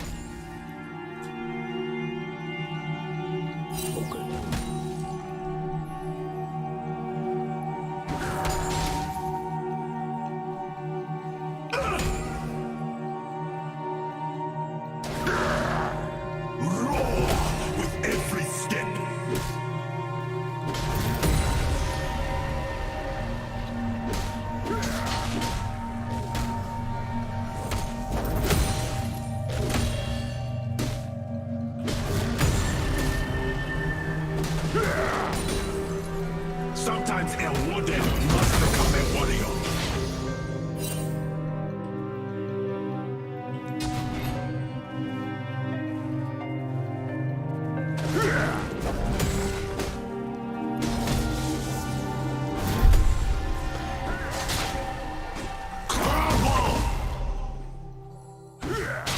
Underestimate nothing.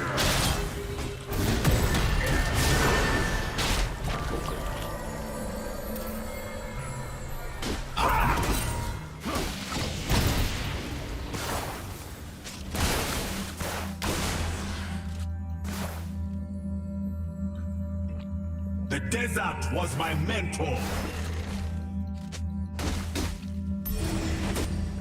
So long as the jungle can go top more times than I level up and maintain level parity, jungle will be broken.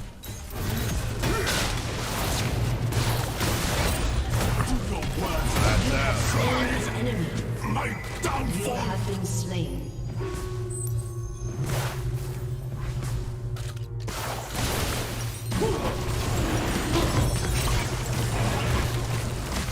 That literally, yes, he is literally ganking me more times than I level up. open battle honors the hunt. But it's okay, guys. We nerfed kill XP. That'll stop the jungle.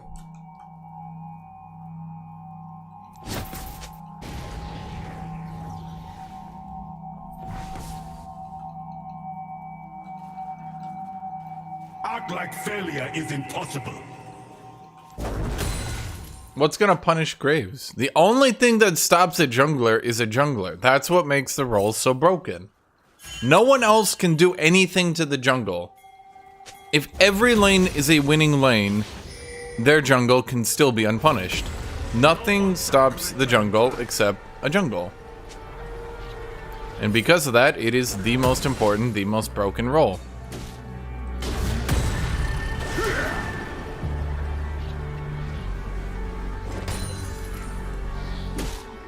So what I'm doing here, by the way, is I'm keeping my Q3 up as much as I can. So that he can't engage on me. Not really. Strike like the eagle.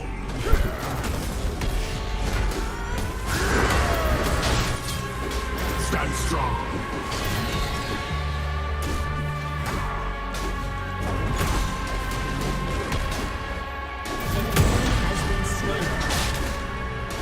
You are done.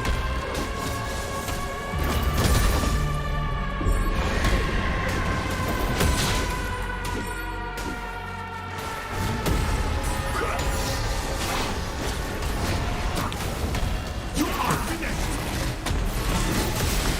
Killed or die. Well, shit. That was good, though.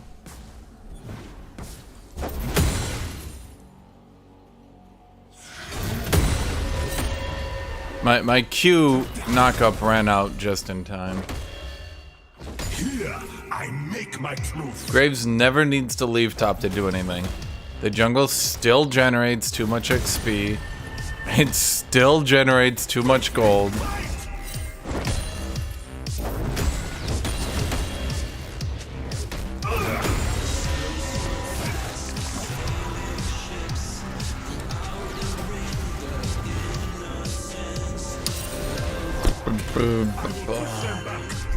Oh, good. He's got Trinity. He really deserves it, you know? Like, he's played so well.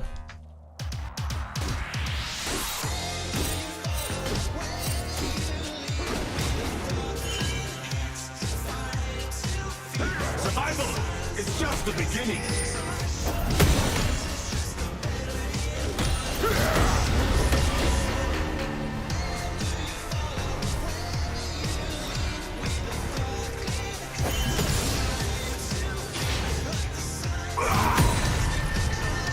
Anyone can wield a weapon. Warriors make their own.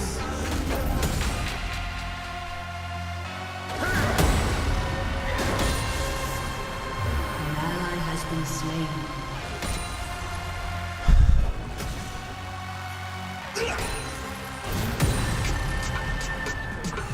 Every scar a lesson.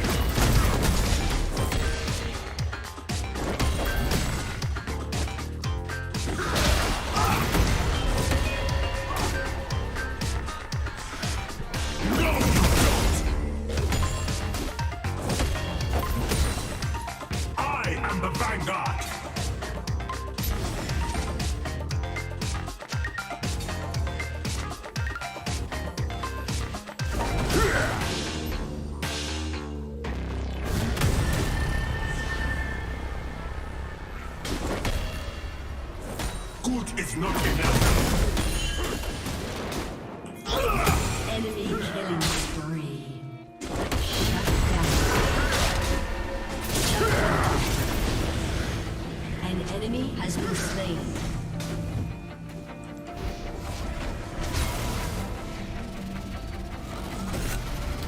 Well, well, well. And what do we have here? They are not so different.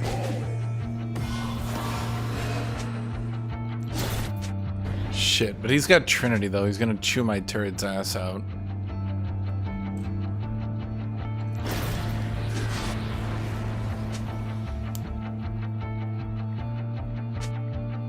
Surrender is a weakling's word.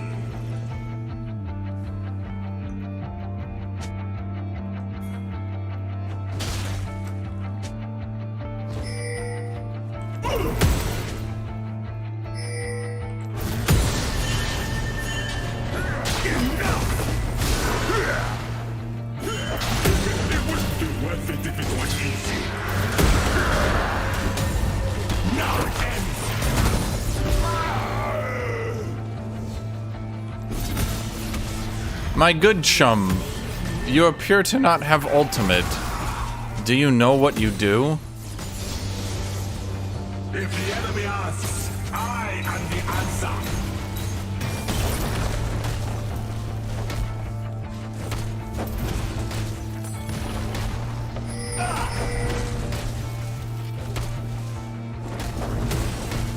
Killing spree. An enemy has been slain.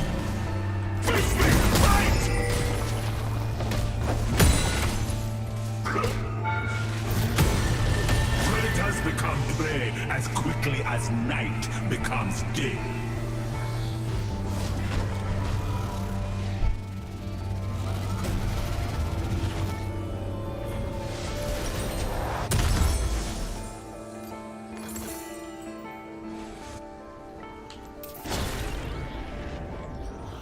He knows not, chat. He knows not what he does. Respect me will learn today.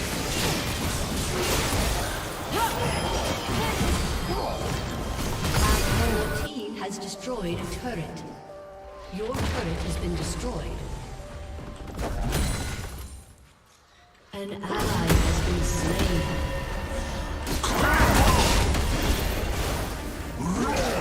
With every step.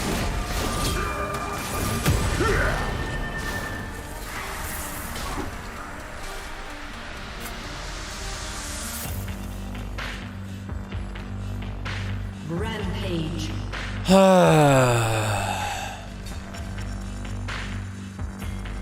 Sometimes a wooden must become a warrior.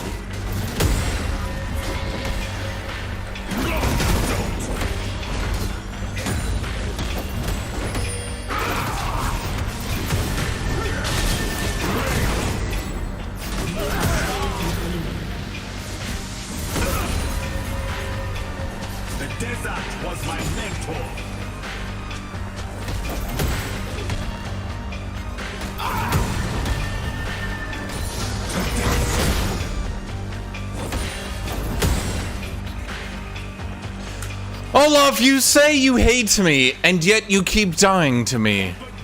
Curious!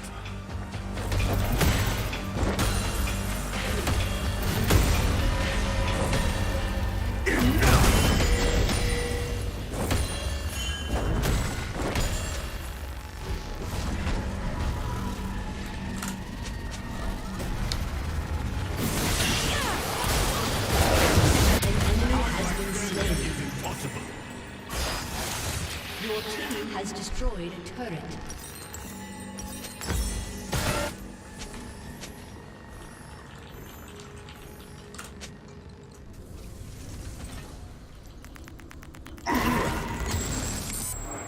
Mother would love this, eh? Her only son fighting to the death.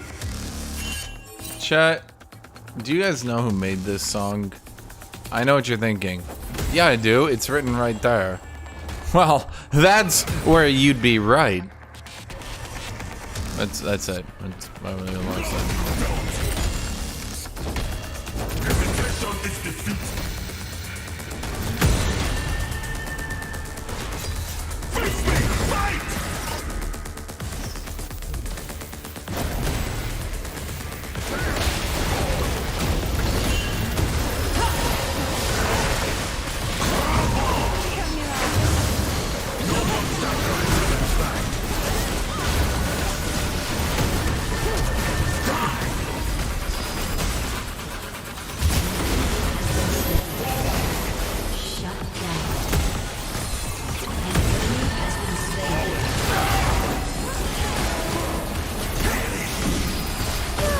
After all you did, you got ditched. Oh man. Killing spree.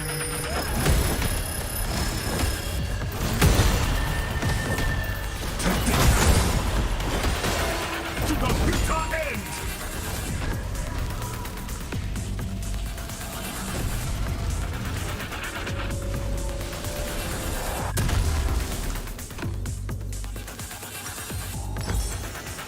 Your team has destroyed a turret. I'm grateful for the love we shared, but I'm thankful to walk my own path.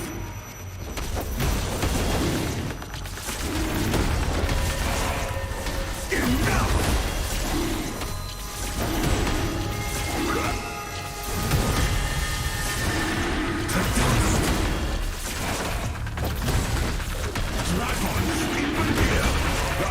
Okay, I know what you're thinking. Wow, Kosante, you do so much damage, you got this, buddy.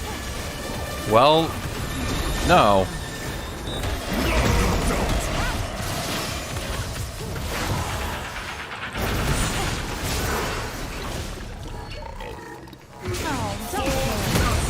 Well, did you think you could charm Kosante anyway, Ari?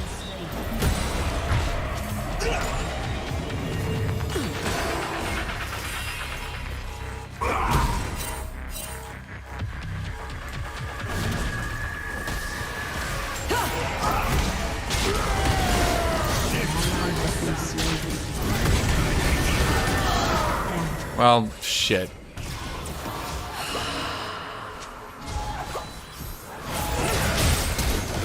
I think I needed to just ult and get out of there. Yeah. An enemy has been slain.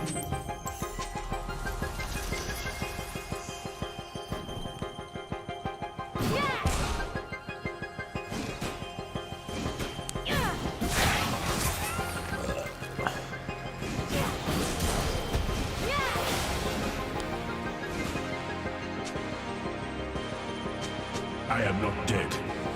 Not yet.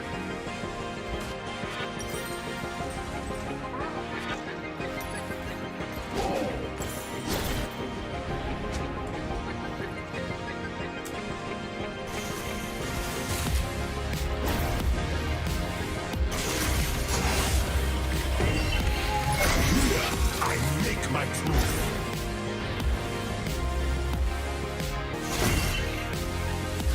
An ally has been slain.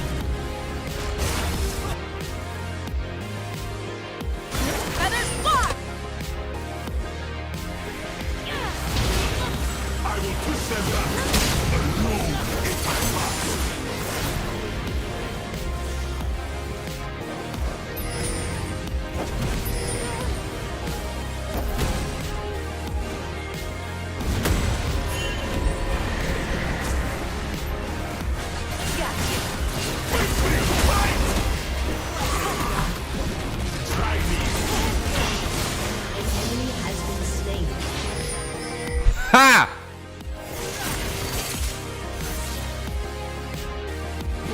Did you really think that being a sexy fox girl was gonna help you against Kosante? Survival is just the beginning.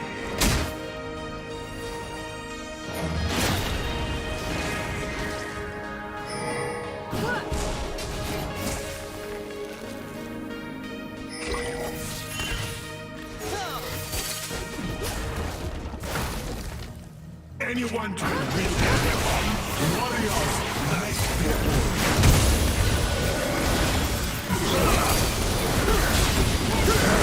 Ah, well, fuck.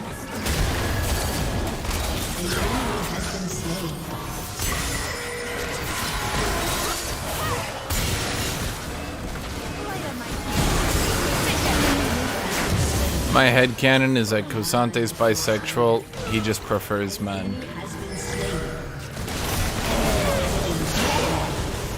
Double kill.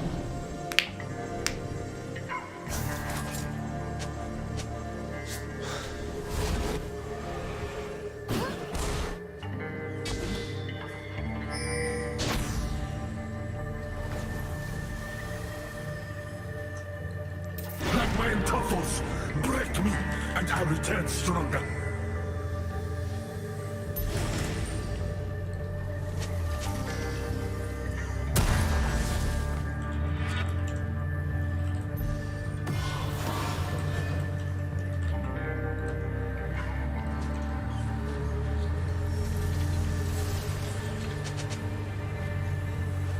Every scar a lesson.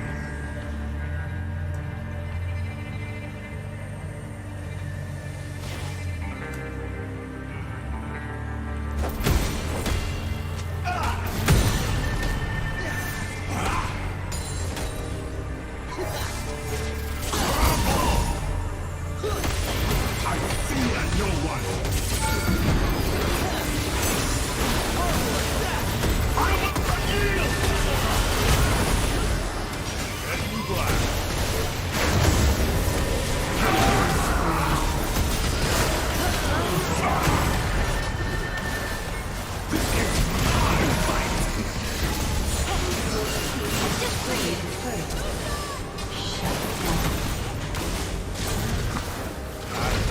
Shut down.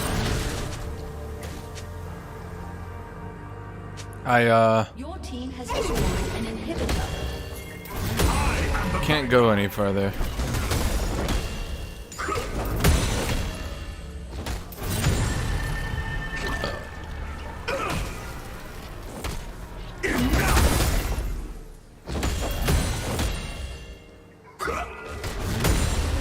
I mean, it literally doesn't matter what you do. Some hunts fail. Some If you get a losing bot lane as top in this meta, you just lose. Maybe next patch.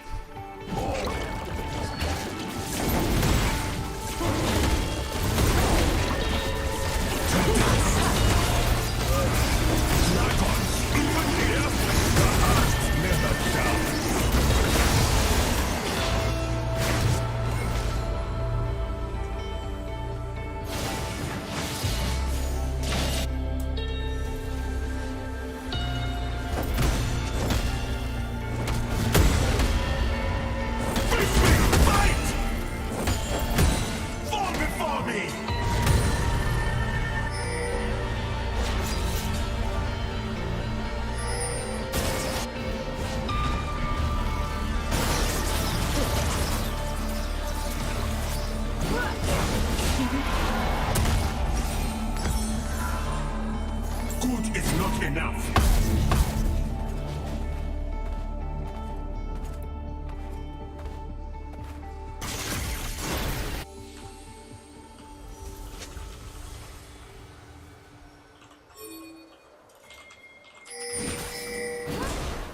Ascended warlords, monsters. They are not so different.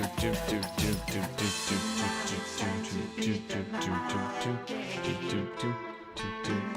time to beat the mind game.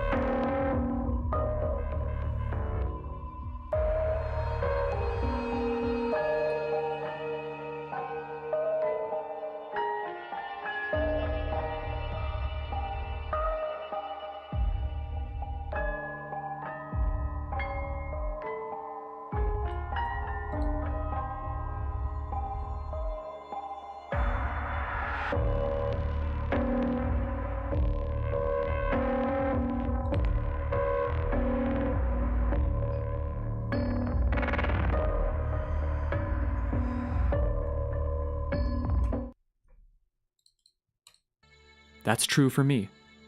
It's true for you watching this video right now. True. And it's especially true of Panzer Dragoon Saga. All of which is why, today, Panzer Dragoon Saga is perhaps the rarest and most expensive game ever released in the US and Europe.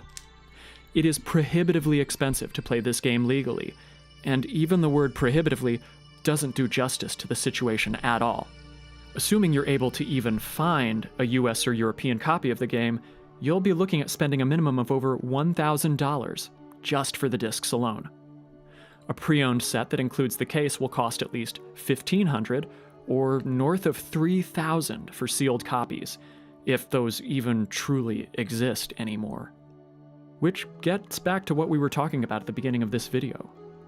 More so than just about any other game languishing in copyright purgatory right now, it is effectively impossible for the average retronaut to play Panzer Dragoon Saga on the original hardware. Besides the cost of the game itself, the Saturn also had a notoriously low-quality CD drive, prone to wear and tear, making it that much more difficult to play the game nearly a quarter century after its release. But even the dismal commercial failure of Panzer Dragoon Saga didn't spell the end of the series. While Team Andromeda did disband after releasing Saga, many members went on to work for developer Smilebit on Panzer Dragoon Orta, the sequel that was released on the Xbox in 2002. And series creator Futatsugi would go on to develop Phantom Dust, a spiritual successor to Panzer Dragoon that was released for the Xbox in 2004 and again for the Xbox One and Windows in 2017.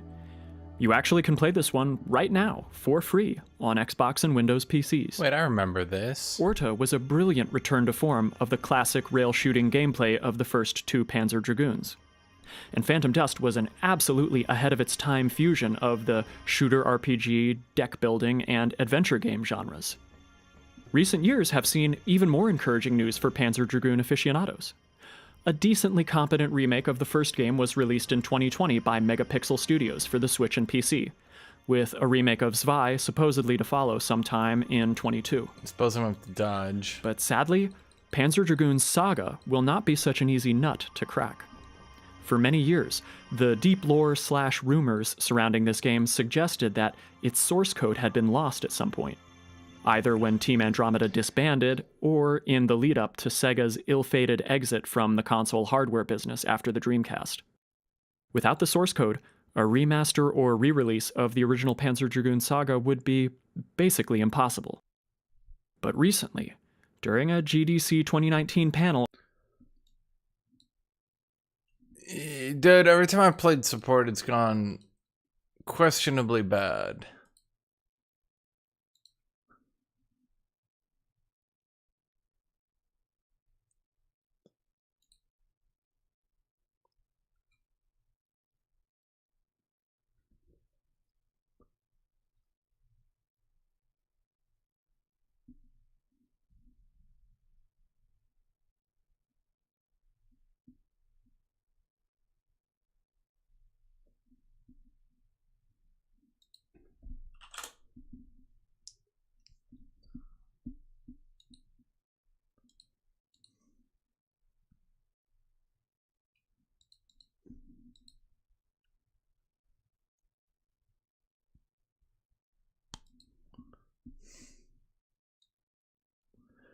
Do do do do do do do do do do do do.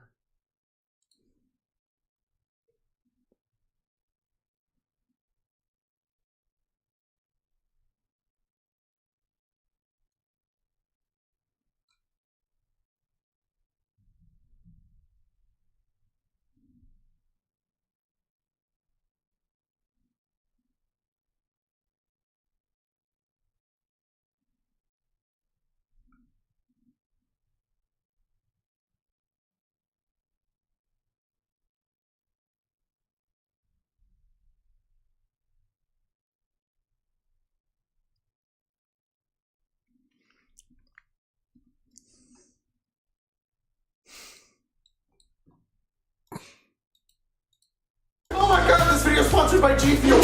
On Fireball. Use it. Okay, roll a deck save. 14. Oh, sorry, man. Fine, it's fine. I overextended anyways. You take 55 necrotic damage as he hits you with a death ray, and you die. Rest in peace, Carnifex. You were one tough cleric, and... Dude, again? Again! They look so delicious. I'm so glad he's died. I just got those. How many times are you gonna... You could stop killing us, and then you wouldn't have to... I have to do it! Oh my god, this is like the fourth set he's eaten. They're so small, so I mean... Man, even the D4. Okay, Wizard, it's your turn. Okay, I'm gonna cast Magic Missile on him, 5th level, okay? 21 force damage. The missile's dancing around your fingers, striking possibly fast into the leathery carapace of the beholder. Ugh. You're getting on my nerves. Uh-oh. Oh, dude, he still has a legendary action. I know that. That's why I'm gonna back up 60 feet. 60 feet? You used your action. Boots of speed, collect him at the beginning of combat. Didn't the anti-magic thing from its eye hole suppress it? The anti-magic cone created from a beholder's eye beam is... Can I roll an Arcana check? Okay. 24. Yeah, go ahead. The anti-magic cone that comes from a beholder's eye is actually the 8th level spell Anti-Magic Field, in which magic items, once they go in, are suppressed but aren't outright ceased, meaning that Boots of Speed could go into the anti-magic field and then stay magical once you come out of them because you don't have to reactivate them. Oh. I'm 60 feet away now. Okay, so the beholder's gonna take a legendary action targeting you with one of the eye rays. Even though I'm like 70 feet away, that I thought he would be like a, oh, yep, that is the number 120. I am a fool, I argued all of that for nothing. And the random eye ray is a 9, which means I'm... What's a 9? Maybe if you were paying attention instead of thinking about anti-magic rules. I thought I was out of range. You're on your own, man. You're gonna need to roll a dex. Jacob, please, please, please. Dude, I'm so sorry. Come on. Him. Dex save. 10. You failed. Could I cast shield? For a dex save? Yeah, no, that's not how the spell works, but maybe as a Hail Mary, I could cast it at 3rd level, and it could add a +5 to my dex saves. Okay. Yeah! Rule of cool and all. I love using spells in different ways. I just feel like it makes the game so much more creative, you know? That's just, that's so cool, yeah. 15 still fails. Okay, so I'm charmed. You're gonna take. So I'm paralyzed, right? Is it fire damage? I'm resistant! 48 force damage. Yeah! I'm a wizard! I'm at 0 HP. No. What? If this damage reduces you to 0 hit points, you die. No. Your body has become a fine gray dust.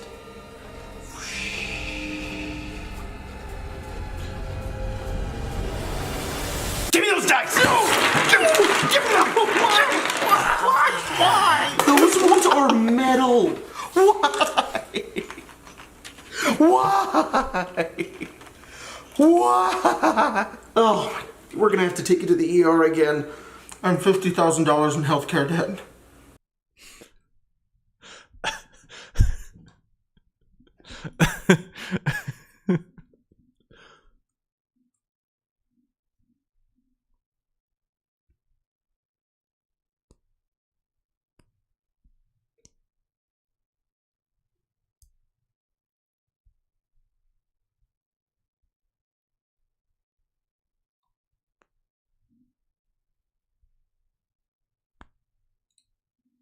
This video is sponsored by Sebastian Crow's Guide to Dragon Swarm of Drowned Zombies. There's a link down. As you float near the wreckage, a swarm of drowned zombies begins to swim towards you. One of them is coming directly for you, Dylan. I need you to... Does he get within 10 feet of me? Well, yeah, I'm gonna attack him with my reaction. Okay. How? Polar Master Feat lets me use an opportunity attack to hit a creature when they come within my range and... Oh my god. What? I have Sentinel. What? So I hit him, and because it's an opportunity attack from Sentinel, his speed becomes 0 for the rest of the turn. His range is 5 feet. So you hit him on his turn, and now he can't get in range to hit you? Yeah! Okay, well, he does nothing, so it's your turn now. Okay, I'll attack him. That's a 16 to hit. That is 18 damage. Yep, he's dead. Okay, next zombie is going to... Oh no, I'm going to use my movement and float right there. Are you within 10 feet of everybody so that if a zombie comes into your range, you can just poke stun them for the rest of the turn? Well, it's your reaction, so you can only do it once. Well, there's only 3 zombies left, and we all still got our turns, so yeah, none of these zombies are landing hits. Cool! As the guard hits the ooze, it explodes in acid everywhere, completely melting him into nothing. Whoa. Okay, I'll go over and I'll hit the ooze. You hit the ooze, and as it dies, it explodes acid everywhere. You take 25 acid damage. Oh, God! You gotta remember, these oozes are dangerous. They can explode when they die. They're just like that NPC a few sessions ago. I've only got a few hit points left. I mean, the ooze is within range. I'm just gonna hit the ooze. Well, maybe don't. That is 14 to hit. I assume that hits. 12 damage to the ooze. You hit the ooze. It dies and explodes acid everywhere. You take 25 acid damage. Of course, it's the one creature that can kill me after it's dead. Great, cool. Why didn't we know about this? I'm dead now. That's double my health. Nobody told me. A slight grin comes across Strahd's face as he begins to transform. His face elongates, his eyes sink into his skull and glow a deep red color. Fangs protrude from his mouth as he descends upon you, cape billowing behind him, as he whispers an incantation, and 3 more of him appear surrounding you. You have no idea which one is real, and they circle you, laughing. You can't tell which is which. It looks like he's just completely copied himself in order to destroy you. He reaches for his sword. Okay, I'm gonna cast Magic Missile at 2nd level and target each copy with a different missile.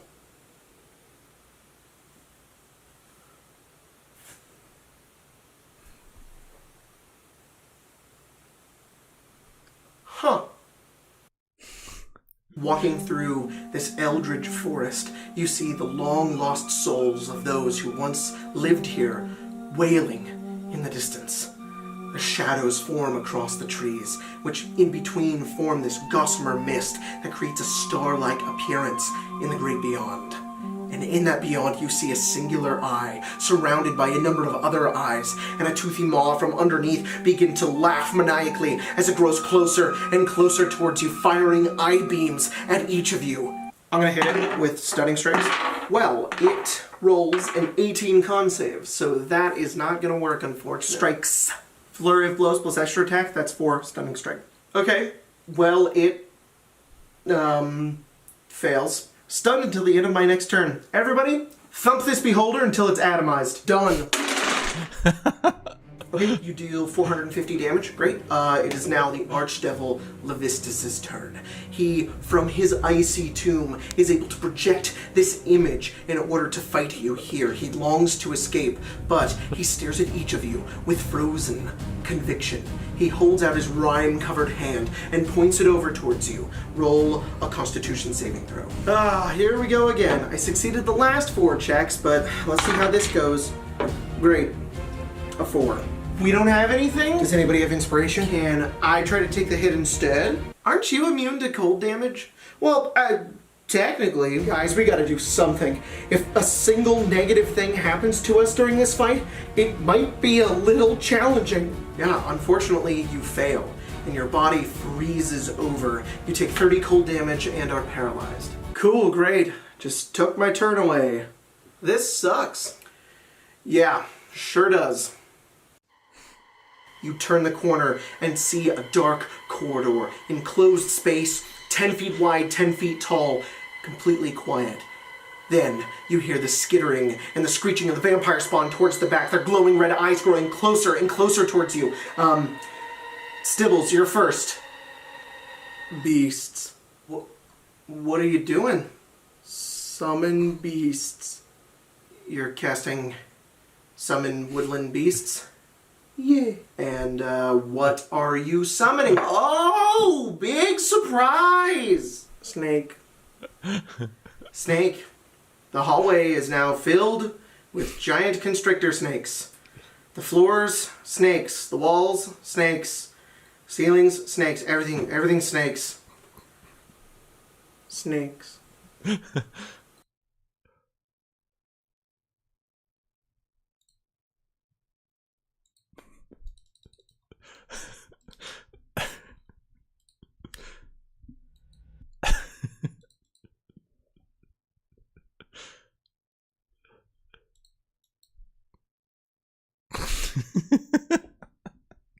Oh boy, I have to fight Cancer Comp. Joyous Cancer Comp.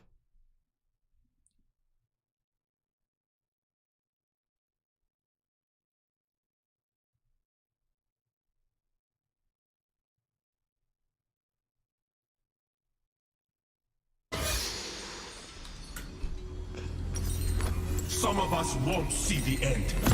Remember the fallen as you draw the enemy's blood.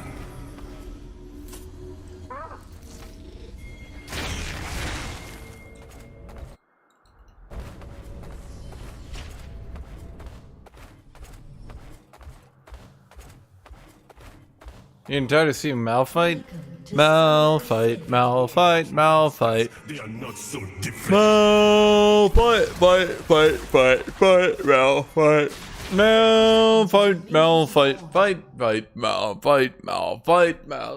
Malfight.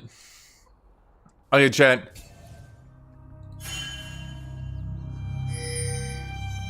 I'm going to teach you all how to play League of Legends. Oh boy. I play this game again. Minions have spawned.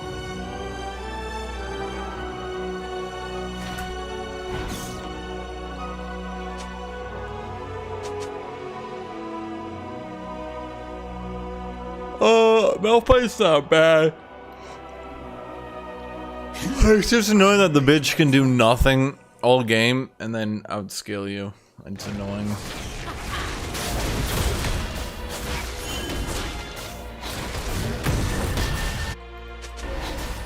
Like, wow, look at me. I'm down 30 CS. Jungler's next to me. Meh, meh, meh, meh, meh, meh, meh, and you're like, cool. No god, king or Why? Wow, it's a lot of armor. will conquer me.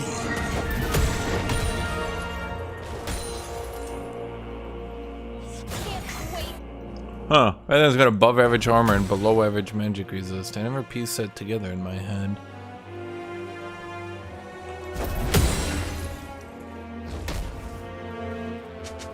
Good is not enough.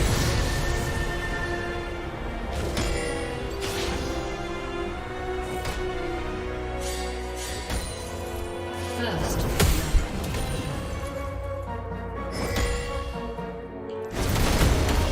an ally has been slain. If the enemy asks, I am the Enemy answer. double kill.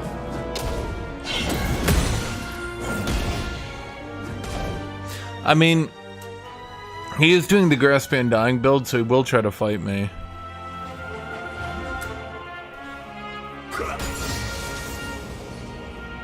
Yield or die.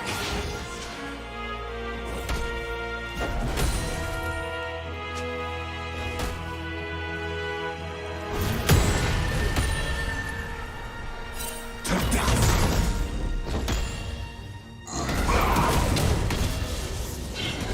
If it were easy.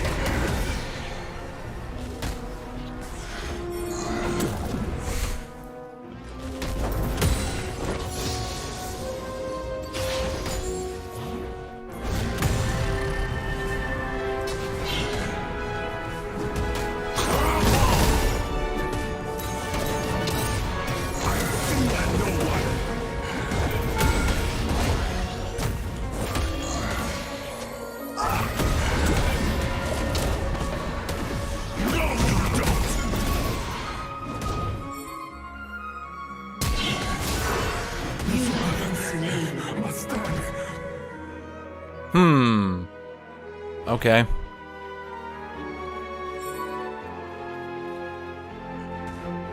Well, I didn't expect him to be able to auto attack me to death. So long as I am here, we can win.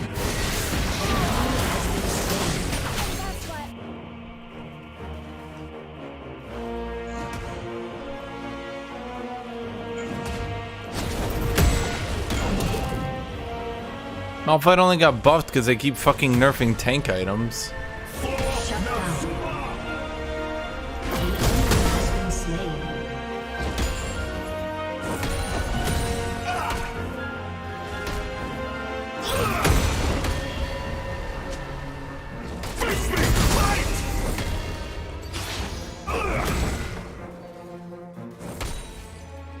Surrender is a weakling's word.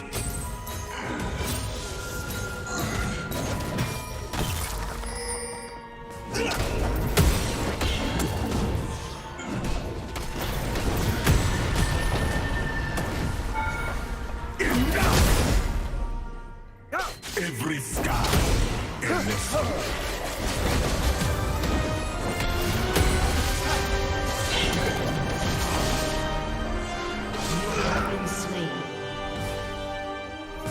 Honestly, considering the amount of CS he just lost on that one, I'm not sure that's even a bad play for me. Something I notice is a lot of people don't notice how much shit they're missing.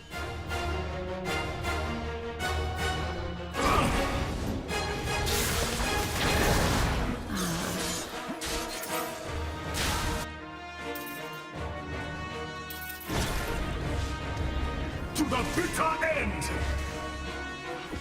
Same gameplay every stream, same jokes. No wonder your stream is dead. I'm sorry, did you want me to play Aatrox? Perhaps? Are you potentially upset that I am not playing Aatrox? Is that an accurate summation?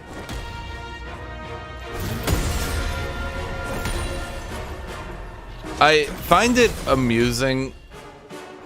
I do. I find it really amusing that some people get really fucking mad at me for not playing Aatrox and playing Kosante. and like say shit like that. Like, you're always playing Kothante. Why don't you always be playing Aatrox?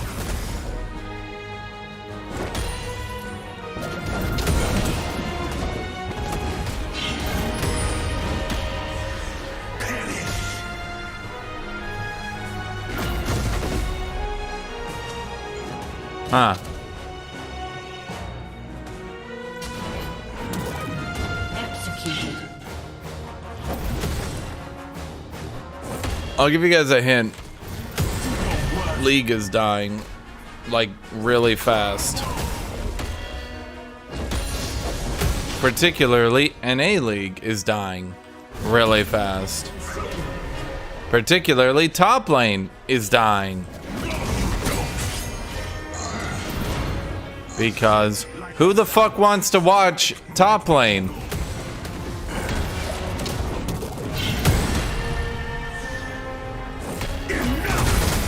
Shut down.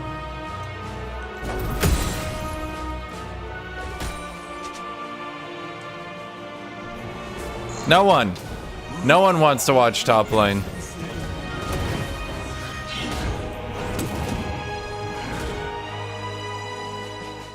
It's boring.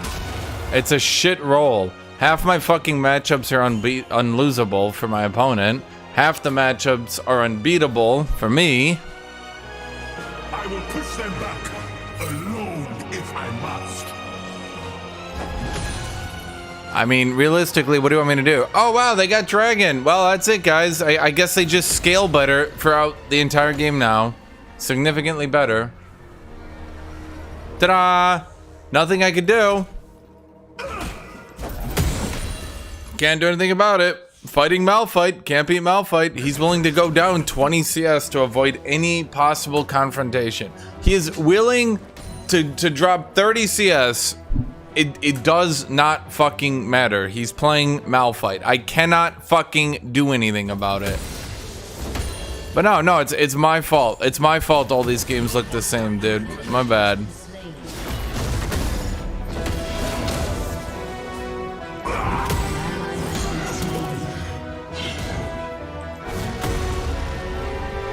Fucking idiots, I swear. This is my fight.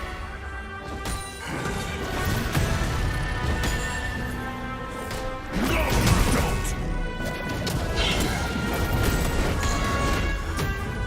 I'm holding back.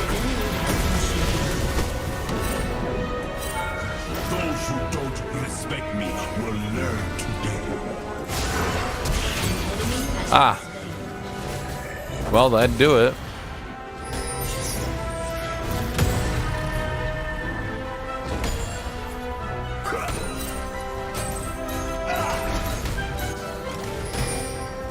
Breakers become day as quickly as night becomes day.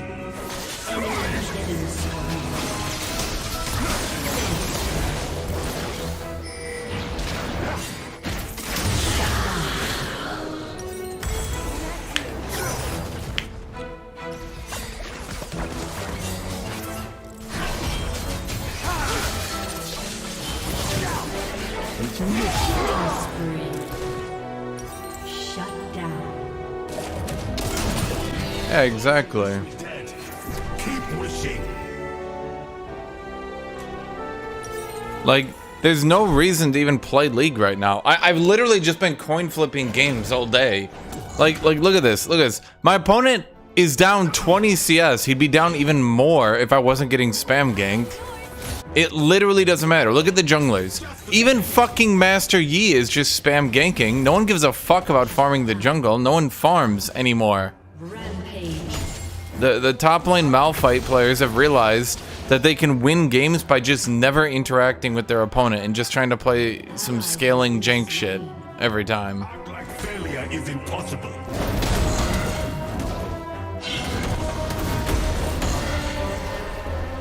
Face me, fight!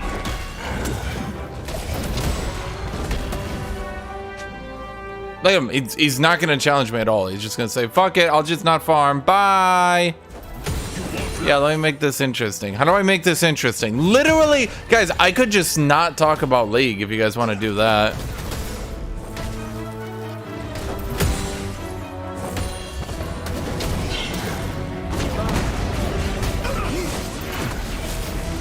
Open battle honors the hunt.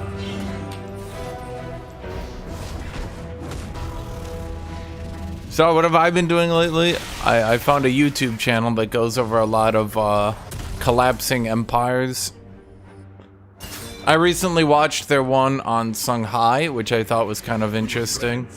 I watched another one on the Bronze Age collapse. Actually, I watched one on the Bronze Age collapse that made a lot of sense. Basically, that there was no unified group of sea peoples. There was no... Effectively, there was no Bronze Age collapse in, like, an organized sense. But rather that, instead of there being, like, an organized Bronze Age collapse, that some of the empires fell apart, the other empires lost their trading partners, and, the whole thing basically ended up being, kind of like, Egypt was having a shit time, so Egypt just did whatever. They dropped off a bunch of shit. The Hittites collapsed, but they'd been collapsing for a long time. And, you know, them collapsing is to the shock of no one. Your turret has been destroyed. And instead, basically, there was just a bunch of refugees from these collapsing countries that had attacked Egypt, and that was it. That was literally the whole Sea People's Bronze Age collapse was just a bunch of refugees trying to get into Egypt, and then Egypt killing them. And that actually makes a lot more sense when you think about it. Not there being this like huge roving army of barbarians that randomly tears apart empires, but instead the Hittites collapsed. They were on the verge of collapse for so long that it doesn't really like it's not shocking, I guess is the thing. The Assyrians dropped a bunch of their vassals, which does once again make sense because without the trade from the Hittites and without there even being an organized Hittite empire to conquer, there was, you know, you need money, I guess is the thing. You need money, and there was far less money with no Hittites around. And then Egypt had its own issues, and effectively the Egyptians used propaganda to try to be like, oh man, I know we're doing poorly, but everyone's doing poorly.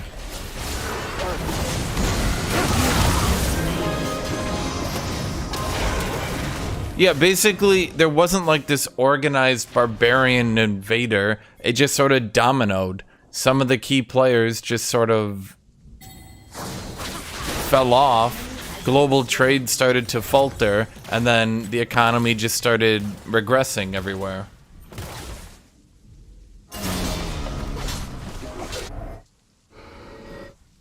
Because the thing is, when you look at like pre-Bronze Age collapse and post-Bronze Age collapse, it's the same groups of people who were powerful.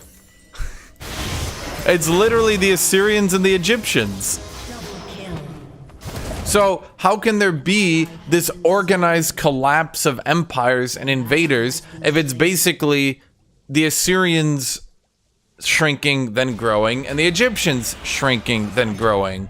Doesn't that seem more like the world is just going through an economic depression because of the collapse of trade? My motivation. So I watched that video, and that actually made a lot of sense to me.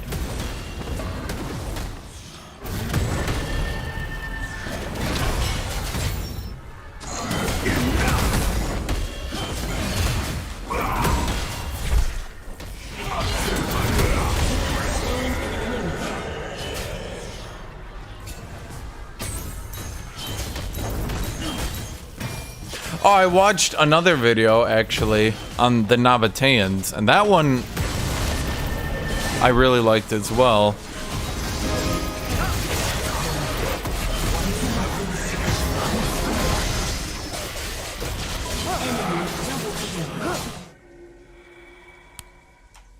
Fun champion, though.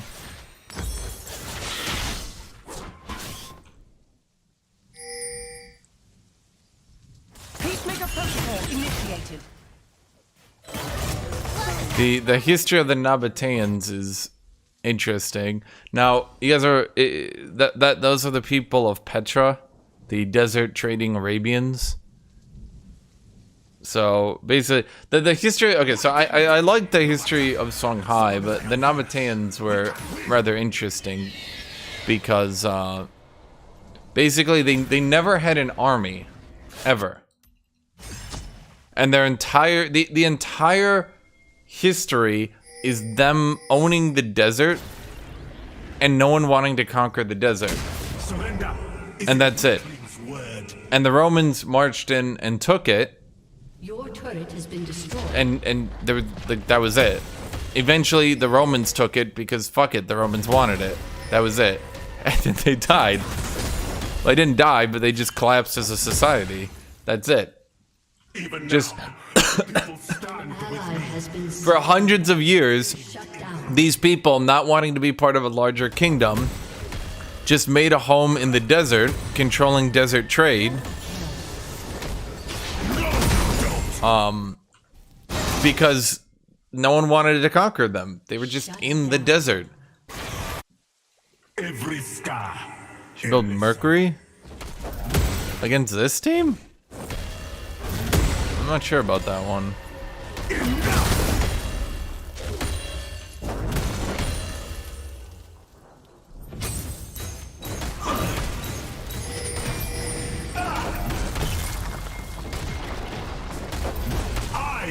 So that's been the interesting part of my day. Not not League. Shut down. Sorry to say, League lovers, but no, this game is not the interesting part of my day.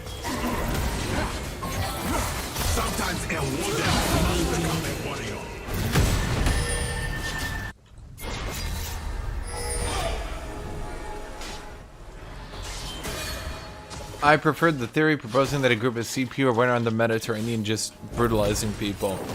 Well, so the problem with the Sea People theory is that it actually doesn't really have that much support other than Egypt. So the Sea People theory literally just being refugees from collapsing empires that didn't have a stabilized government anymore, that being the theory makes a lot more sense. So basically, the Hittite Empire collapsed, the Assyrian Empire regressed, some other areas stopped having money, and then basically, is a quasi-global depression, is a proto-global depression, a bunch of people no longer had work, got their families together, and went to go settle in Egypt, because Egypt was still like the last, you know, really remaining empire. And then the Egyptians, seeing them as a military threat, as everyone often does, killed them. Now, before you say, like, oh, wouldn't the Egyptians have just let them settle? No, that is not typically how groups of people respond to that. Like, for the longest time, you'd have German tribes moving into Gaul. The Romans weren't like, oh yeah, just settle down, no issue. They'd always treat them as invaders as well. So, it makes sense, when you think about it from that perspective, that, yeah, that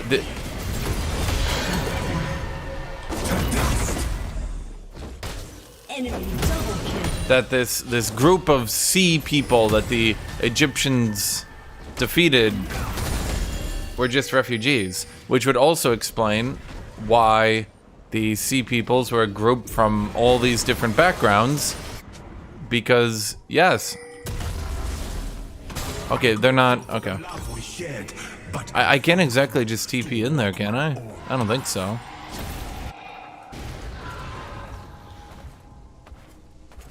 Pirates aren't...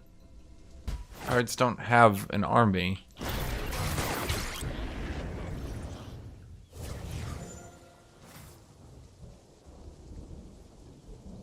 I will push them back, alone if I must.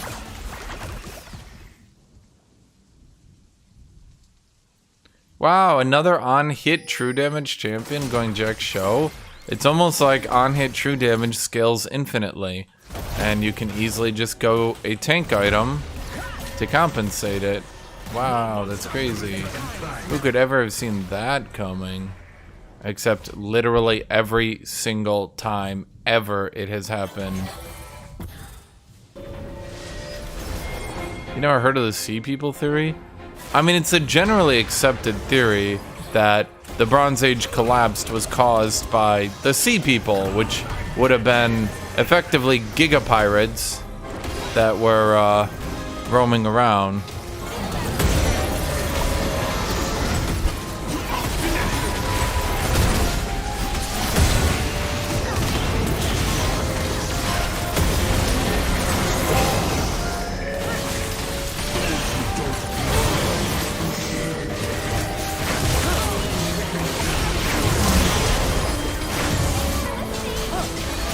Enemy double kill. Your turret has been destroyed. It has become vague and I love on-hit true damage. Infinitely scaling true damage has no issues whatsoever for game balance purposes.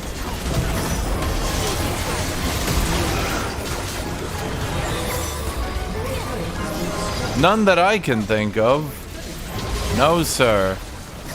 Can't think of one issue. Not one. Well, you know, maybe the problem is that it scales indefinitely, and therefore you just slot in a tank item because you can already kill everyone and there's no actual downside. I don't know. That could be an issue for sure.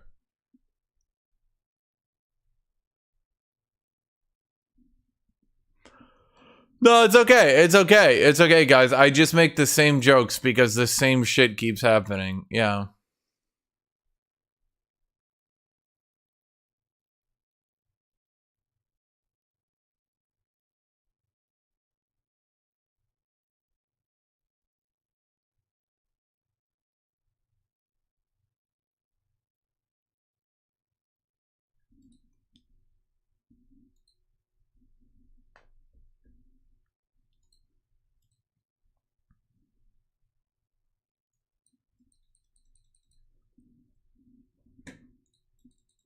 No, surely, chat, surely it's my fault. Like this game is so interesting and it's been changing so much, so dramatically. It's just such an interesting game full of wonder, for sure.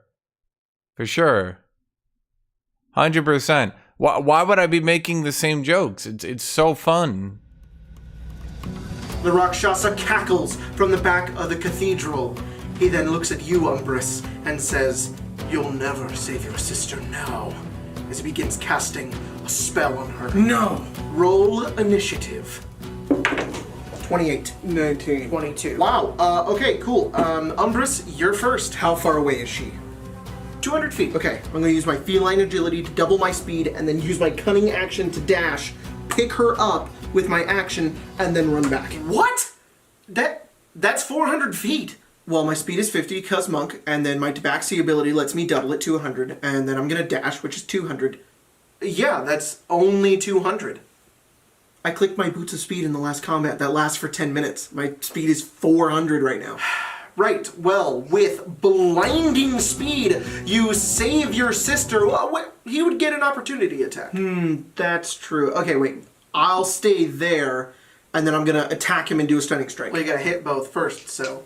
Oh, unfortunately, you don't have advantage because it's completely dark in this room. I have dark vision. Well, then it's a normal roll. You still wouldn't get sneak If it's attack. completely dark, then I'm invisible. Shadow Monk. Right. 25. That hits. 21 magic damage, and he needs to roll a con save because I'm gonna do a stunning strike. I'm not even gonna question bonus actions at this point, but he rolled a 22. I'll use my portent to give him a 5. That has a range of 30 feet. You are on the ceiling. Yeah, you said we could be on the ceiling. Well, unfortunately, Rakshasas are very powerful creatures. They can't even be affected by spells lower than 6th level. Oh, it's not a spell, it's an ability I have for being a divination wizard. Of course it isn't. Okay, cool, he's stunned. Yeah! Okay, it's his turn. He's stunned. Now it's the end of his turn, so he's no longer stunned. So, no, that lasts until the end of my next turn. Of course it does. Okay, Barbu Wizard, it's your turn. Hello, Pimpin. I drop from the ceiling. Alright, but you take 3d6 damage and use my reaction to cast Featherfall. Right! Then, I'm gonna rage, and then turn into a tiger. Amazing. Okay, Sir Chad, it's your turn. I also fall from the ceiling. Okay, so you take... Featherfall affects up to 5 creatures within 60 feet, so... Right, but you're raging, so you can't concentrate on spells. It's not concentration. Then I'm going to attack the foul demon. Is he a foul demon? Like, is he a fiend? Yeah, he is. I'm going to use my bonus action to give myself a 3rd level Branding Smite. Then I'm going to attack and use a 4th level Divine Smite. And then I'm going to use my Great Weapon Master. Ah, but you'll have a -5 to your roll, so this might be a little difficult for you to... Actually, I'll use my Channel Divinity Guided Strike to give myself +10 to the roll.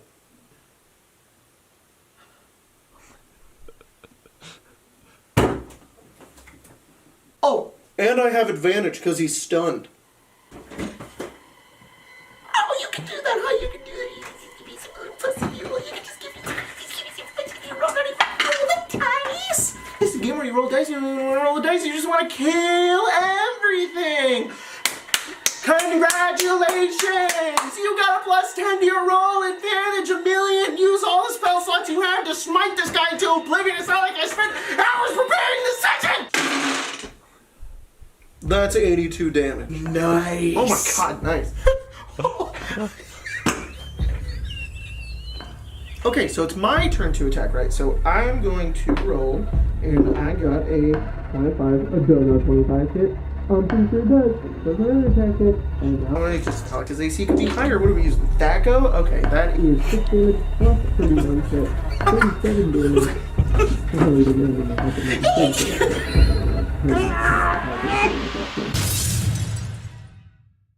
Pretty sure he's dead. There's no way he's not alive. He's alive. Huh? Okay, I'm going to attack again. My bonus action using Flurry of Blows. That's a 15 and a 17. Both miss.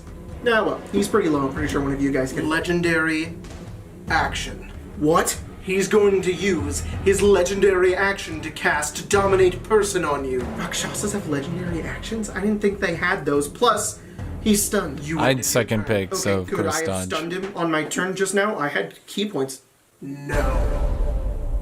He can cast a spell with his legendary action. This one can. I got a... Ooh. Can anybody help out with this? You get a +5 from my aura. Oh, God, nice. Yeah, that's a 16. You fail.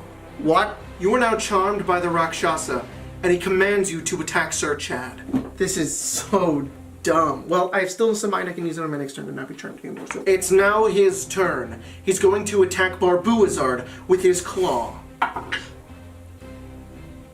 27. Jeez, yeah, that hits. He calls out to his devilish powers. You watch as his eye goes dark, and his claw is wreathed in shadow magic. As it descends onto you, you see not 1, but 6 separate claws lash out at you. What even is this? This is 74 damage. What? You're kidding. Dude, how do we even fight him now? We're just gonna die. Okay, no worries. I'm still raging, and I'm in my tiger form, which has 37 health, so that's exactly half, and I'm resistant because I'm raging, so I immediately drop down to my tiefling form with no damage taken to my HP. I don't know about that. It's a special kind of damage. Doesn't matter, I'm resistant to all damage being a bear spirit barbarian. Unless it's psychic damage. You wouldn't. I did. That's That's not fair! You can't do that! You're just breaking the rules just to make the game harder! Oh. Is your character dead? No! Are you below half HP? No! I have 56 HP still. That's his turn. I'm gonna cast Contagion on him, giving him Mind Fire so he'll be confused for the entirety of the combat. Gonna roll my spell attack. That is a 22. Are you sure you want to do that? Yeah, I'm sure. What? What now? Wait. Well, unfortunately, Rakshasas are very powerful creatures. They can't even be affected by spells lower than 6th level. Wait! He's unaffected by spells lower than 6th level.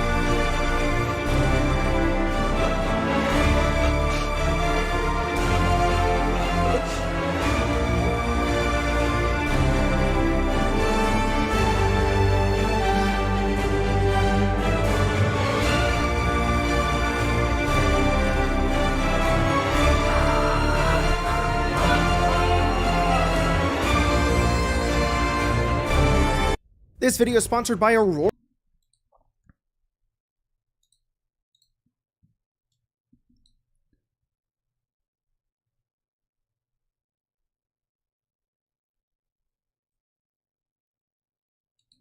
What? That's stupid.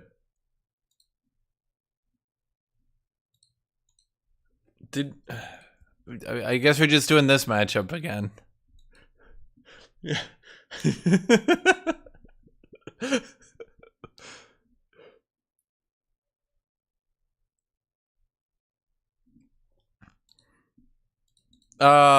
If you guys didn't get the joke, basically the player characters are too overpowered. So the DM just said everything goes my way. Fuck you. And then at the one point he was asking if the player was dead, and he wasn't even below half HP.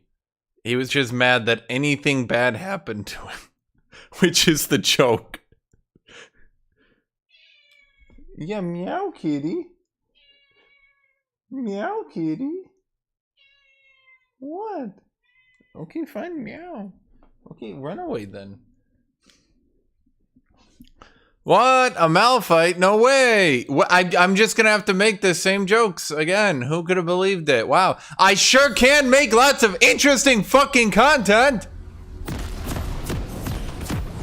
Some of us won't see the end. Remember the fallen as you draw the enemy's blood.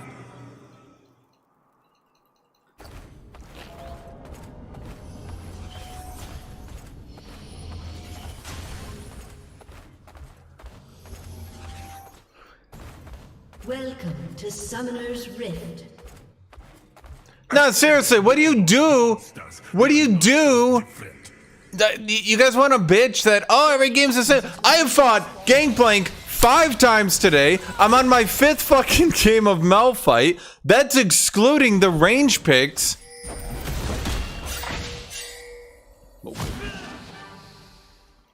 Mother would love this, eh? Her only son fighting to the death. Yeah, Artesian, the joke is that the GM, or sorry, the DM was literally just, like, avoiding the player's rules by saying, fuck you. So, the bear is resistant to everything except psychic damage. Okay, its claws now do psychic damage. Fuck you. It's just the beginning.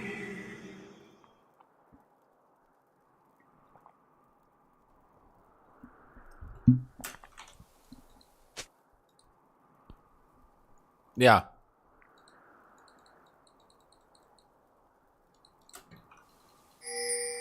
Stop crying, bro. Oh, wow, dude. You got me. The game has become interesting because a random chatter has insulted me. Ah. Did he get a grass proc? Shit, he did.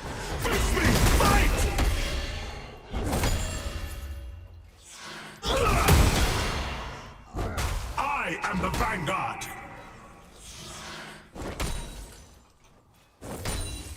Did he get all 3? Damn, he did get all 3. I mean, I wouldn't say high rank is boring. It's just League is boring. Shift like the sand, strike like the eagle. People keep doing this path of least resistance shit. Picking auto wins, picking this shit.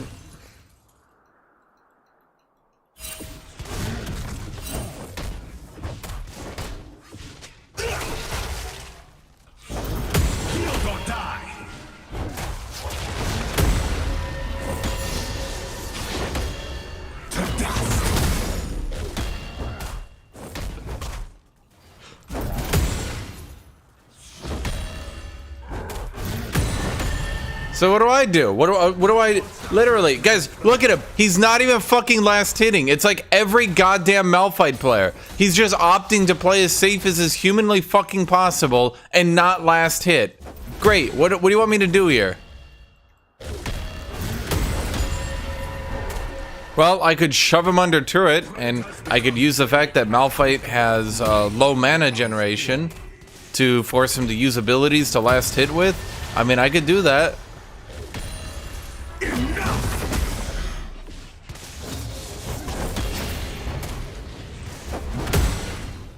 Wow, look at that. He's down 10 CS already. Whee!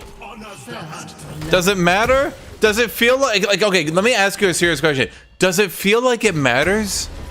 Does it feel like any of this matters? Should I be excited about this? Should I pretend that this is important, that I've gone up this much CS? Should I act like this is a big deal? Should I do that?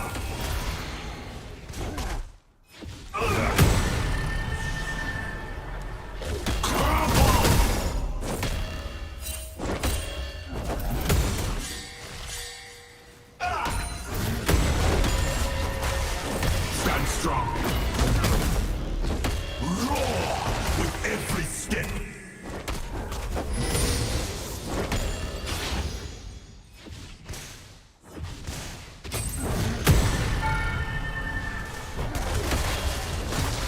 Face me, fight!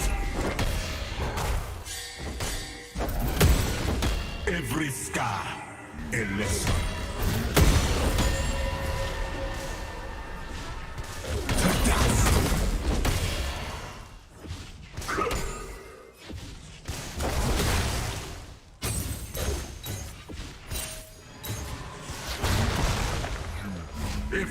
Well, I'm up 14 CS, chat. We.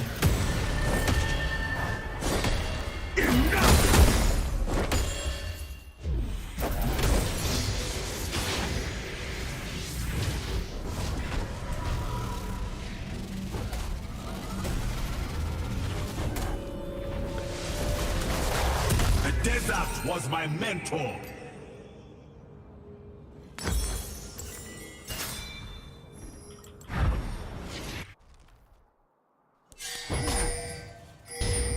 Let's see, he's got 5 grass procs, I have 9, so I'm up 4 grass procs. I'm up, now I'm up 11 CS. Is that 11? 14, my bad.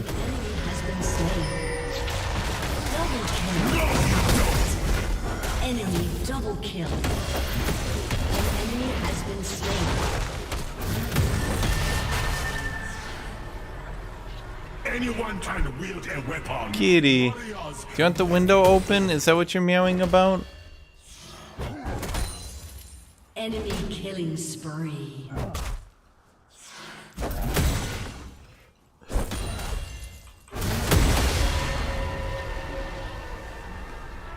Enemy rampage. Sometimes a wooden must become a warrior.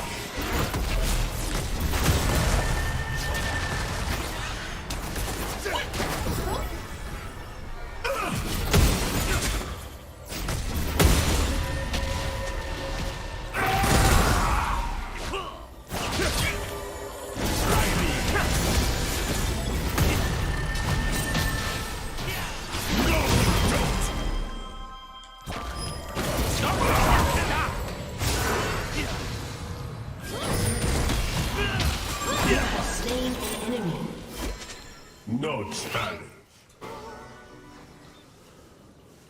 We're up 19 CS now. 20. 21. 22.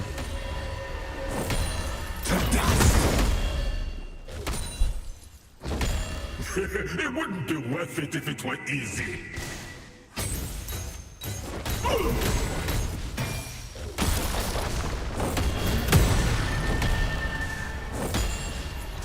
An enemy has been slain. Surrender is a weakling's word. Oh, we're up 31 CS now.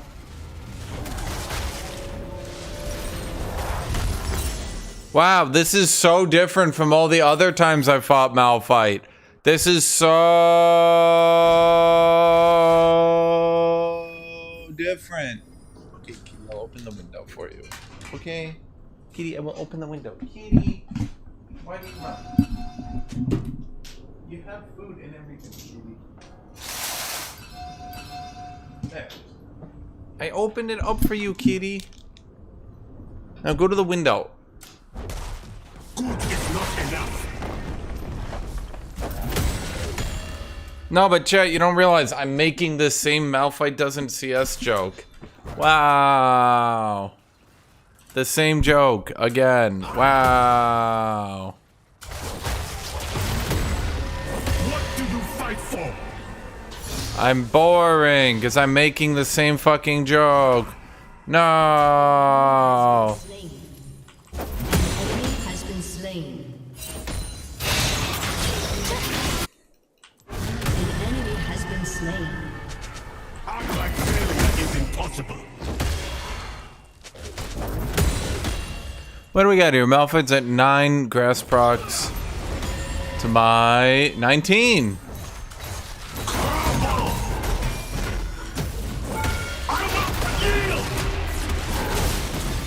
Underestimates nothing.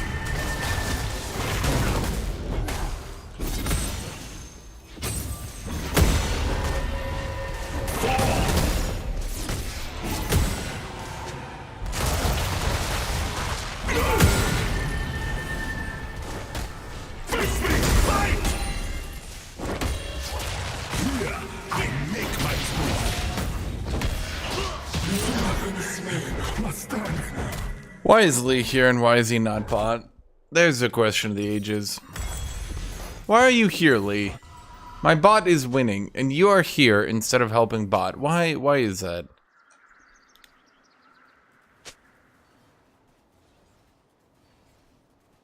Why am I excited because my team is winning? What, because I just coin flip? So I lose a coin flip 10 times? What, am I gonna win it 10 times in a row now? Is that my life? And I return stronger.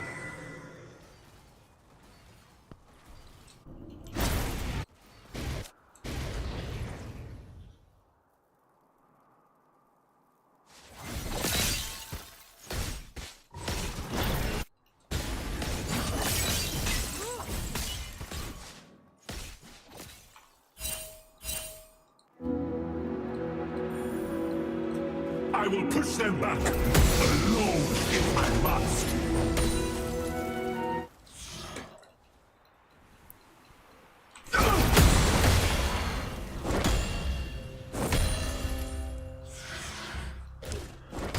Ten to 23 procs.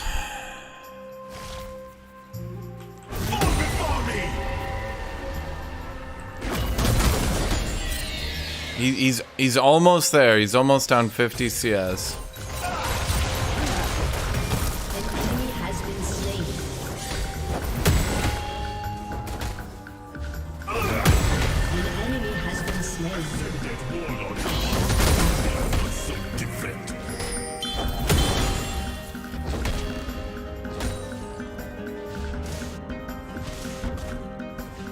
Yeah, this is so fun. I'm having the time of my life, chat. No, seriously, why would I not be enjoying this? It wasn't like earlier in the season I was actually impacting the game and having fun and like able to climb and shit. No, it's totally okay that for like a month and a fucking half, top lane just doesn't get to do fucking anything. That's just normal right there. Why would I possibly be upset over that? It's okay, next patch are slightly reducing the 80 carry buffs they did.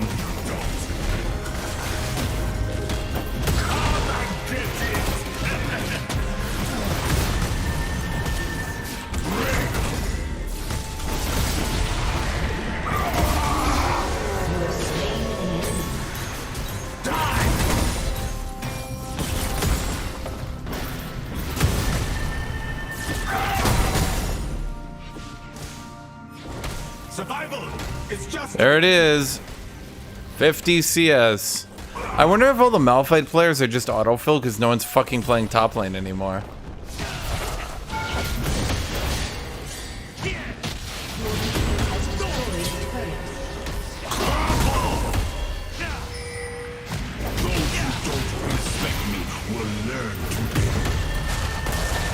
I really didn't think that was gonna hit me.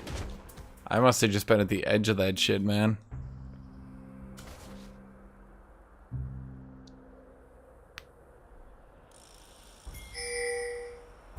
$29 grass procs to 12.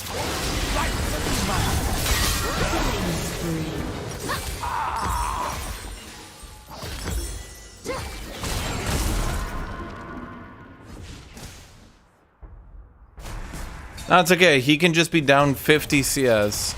That's just his life, chat. So long as I am here, we can win.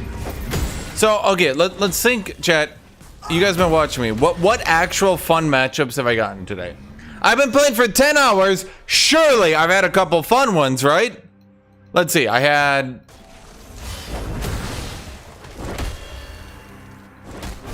I am the Vanguard. Your team has destroyed. I'll be honest. I'll take the Gameplank matchups.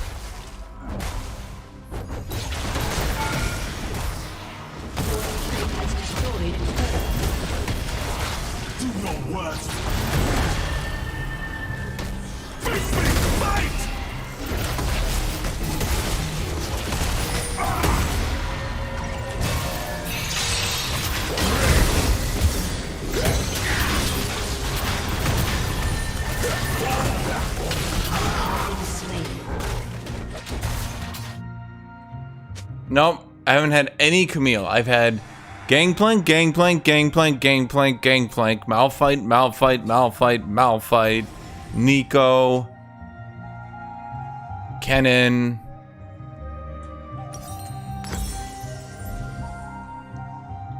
Has that been it? I think that's literally been it for the entire day, right? Have I? No, I had one Yone.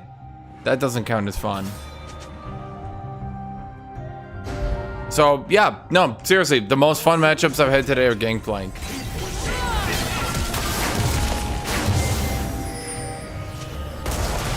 No offense, but Malphite, or sorry, Gangplank should not be your most fun matchups. Your turret has been destroyed. Shift like the sand, strike like the eagle. Killing spree.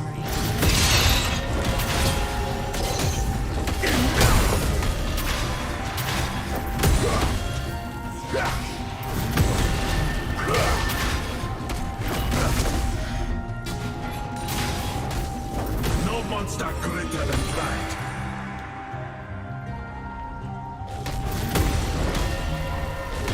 I haven't had a Jax. Jax isn't that great because he's so overpowered, but that'd be one thing. I had an Aatrox.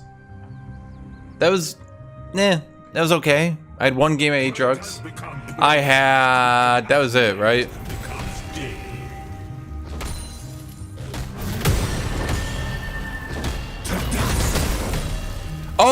Oh wait, I had the Olaf matchup. I had the Olaf Aatrox matchup. One fun matchup.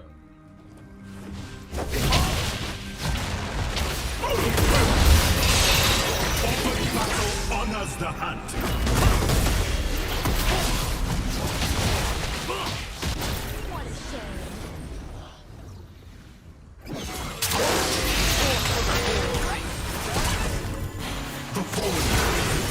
All monsters can be slain.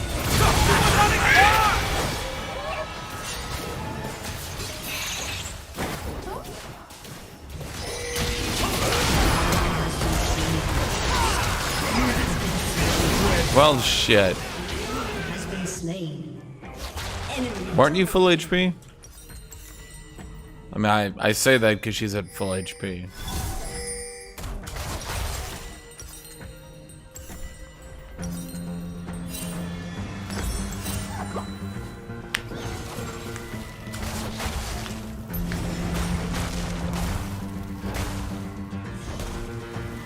Yeah, exactly. The most fun we have is during Q at this point, because then we get to watch videos or some shit. Like, what has happened in this game that's interesting? Nothing. Nothing happens in this game that's any fun anymore, man. They fucking obliterated this meta.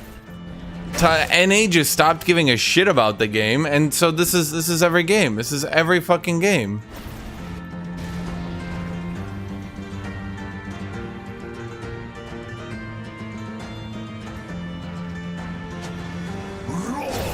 With every step.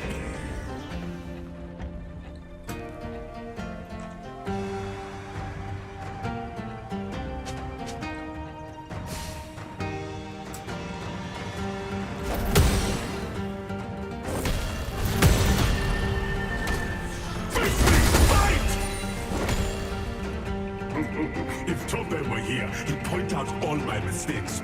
Good thing we separated, because he'd be left.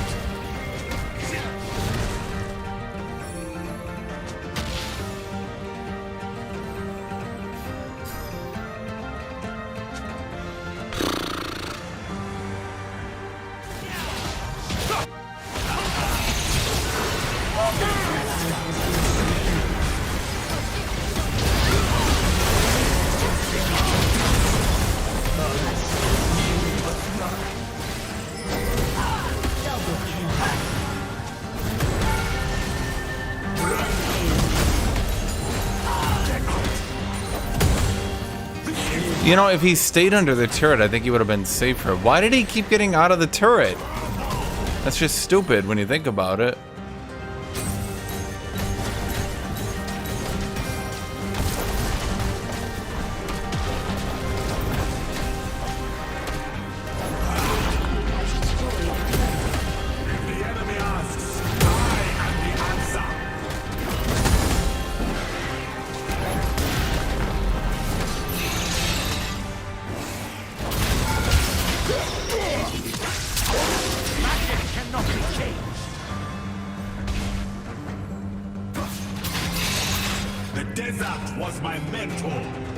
Dude, every time I play Kosante, the opposing ADC is always running out of turret for no reason.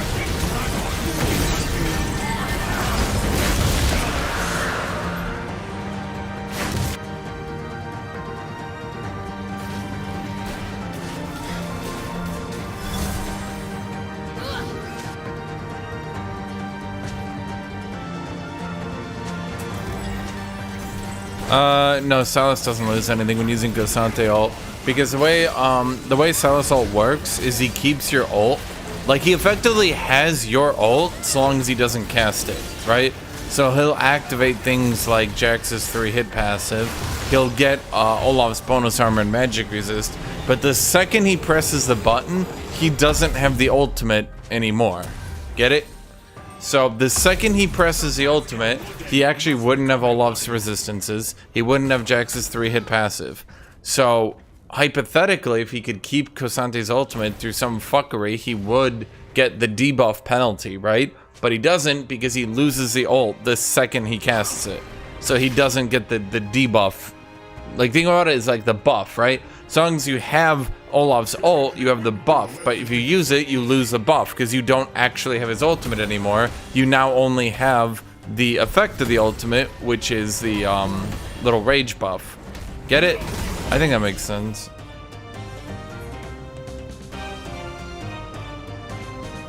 That's not weird at all. At best, he should lose his health. So, like, he should cast it, lose the health, and lose that buff. But that'd be a bit of a stretch. I don't think it's... Like, if it was, like, super overpowered, I think you could reword it and recode it. But it's not really overpowered. In fact, it's not really good at all. Not really.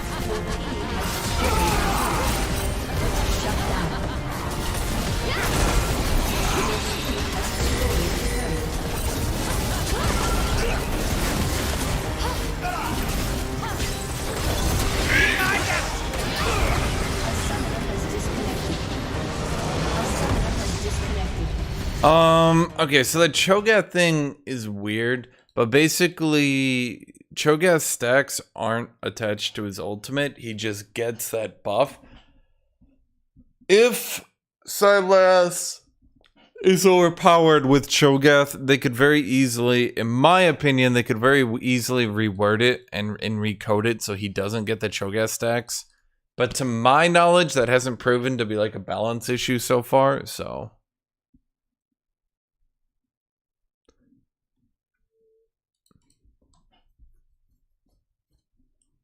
This video sponsor.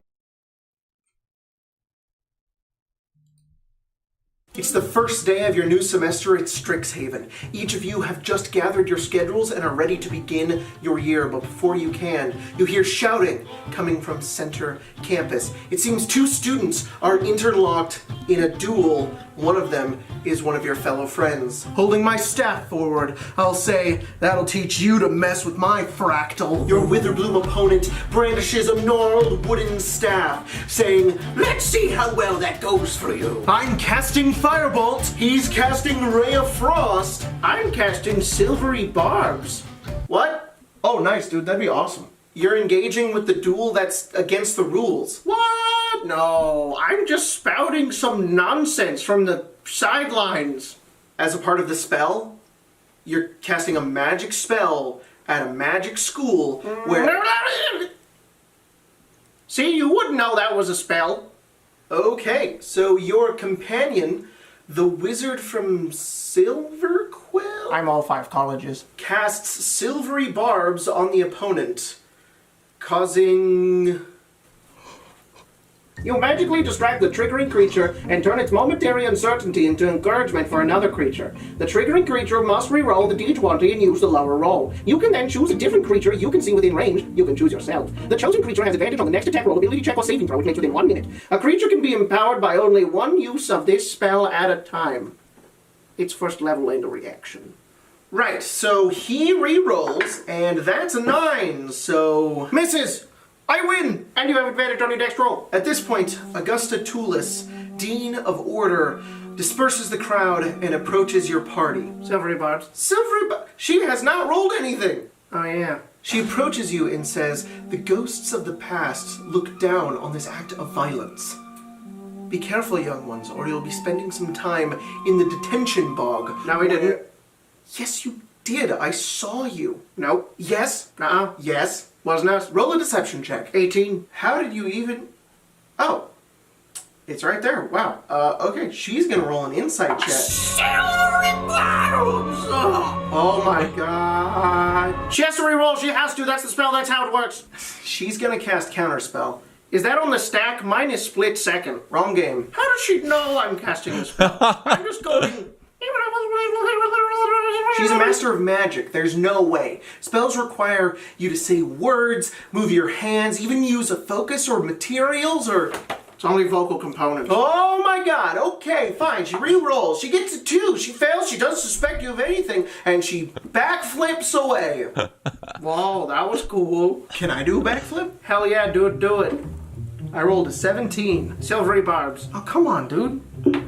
Oh, hey, I rolled a 19. Yeah, you still do the backflip. Aw, nice. Okay, I give myself the advantage, and then I also do a backflip and get a 22. Yeah! We don't even need to go to class. Yeah, let's just do backflips. Yeah! Backflip, backflip, backflip, backflip. Silvery Barbs is a second level spell now.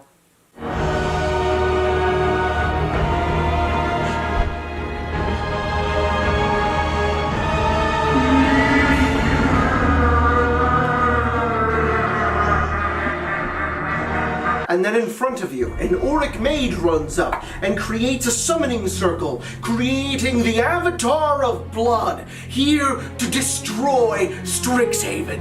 Oh no. Okay, I'm sorry, dude. We just wanted to do backflips. Silvery Barbs. But I still had a second level slot. That Auric Blood Mage had to at least roll a check to summon their Lord of Blood. Roll again. And then I'm going to cast Hold the Person! He disappears. And then he rolls a 15? Silvery Barbs. Now then. Please, man, come on. I'll cast. I'll give you backflips. I'll give you anything you want.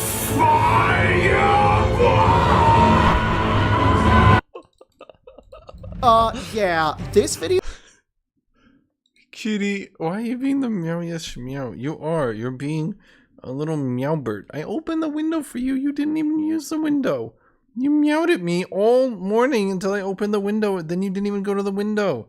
Why is that, Kitty? Why is that?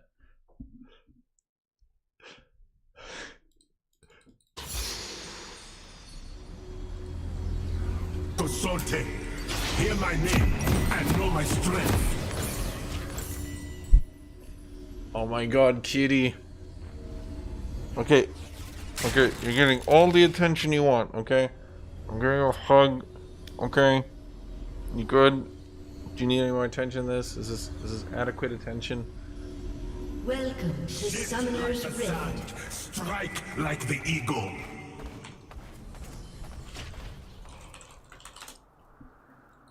"30 seconds until minions spawn.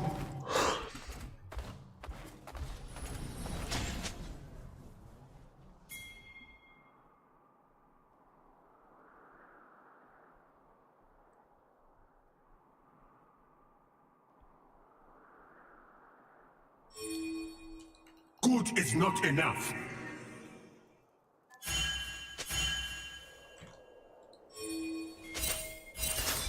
Minions have spawned. The question is, do you really need to ban Firebolt? What do you think, Kitty? Kitty? Kitty? Kitty cat? Kitty meow meow? Kitty meow meow meow? It wouldn't be worth it if it were easy.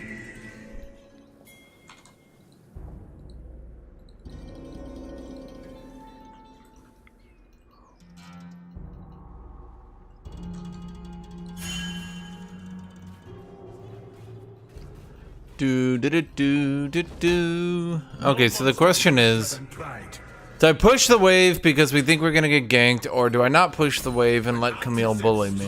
Women are like steel. She was right.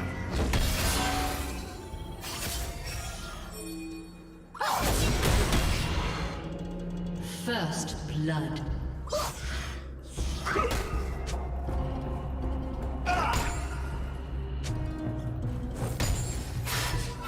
Hesitation is defeat.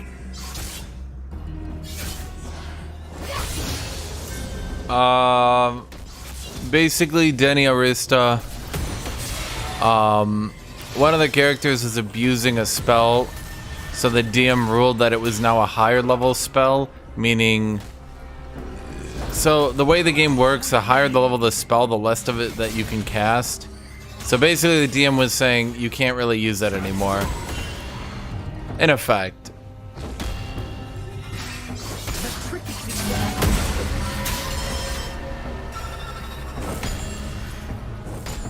Yield or die.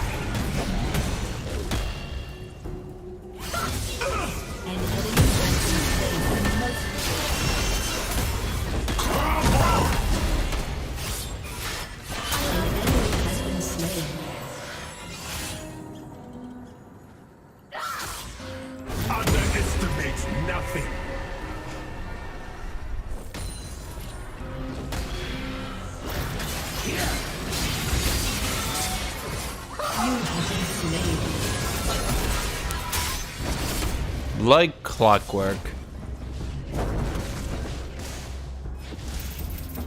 I am not dead. Not yet.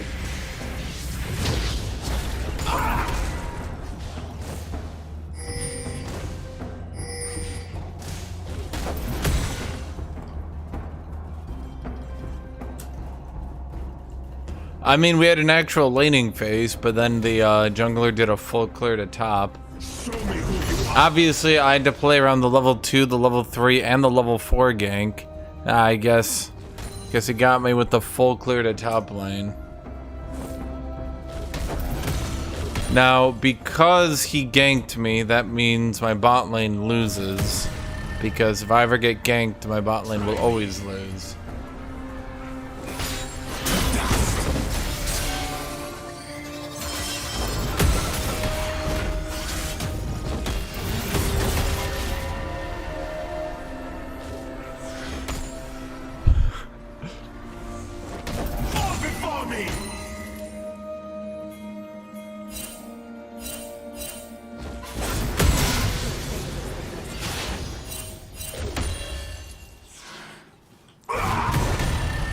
I haven't actually been seeing a lot of Camille lately. After I gig above so much other shit, people have just been playing that.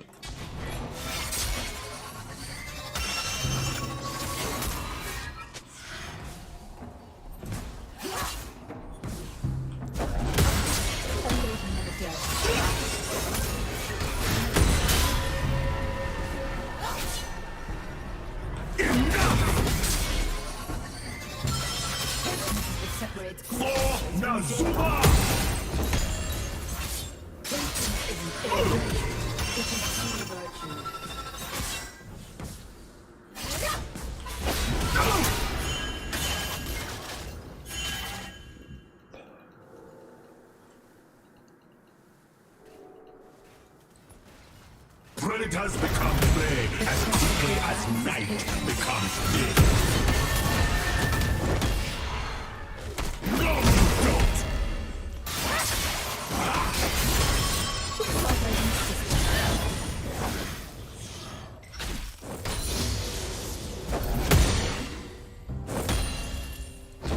Sometimes a warden must become a warrior.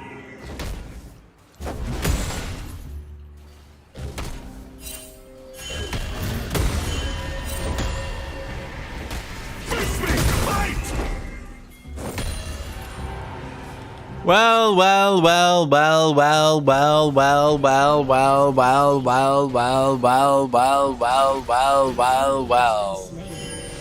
It appears that Hashinshin is back at it again with the really stupid shit.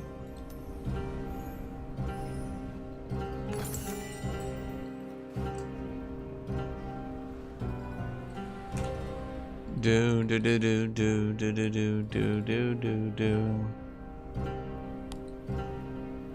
Shut down.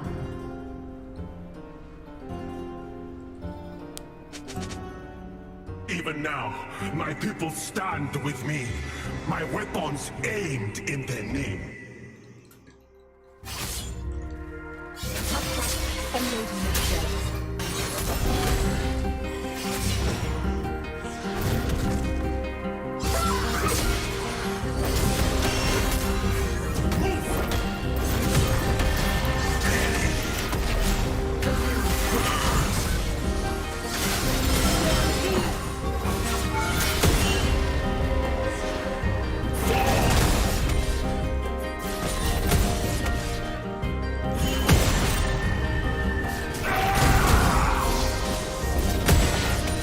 Surrender is a weakling's word.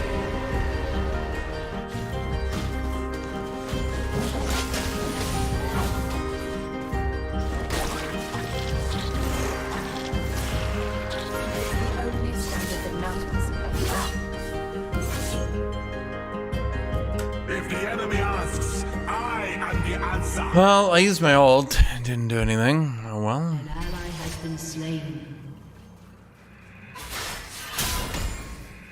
An ally has been slain.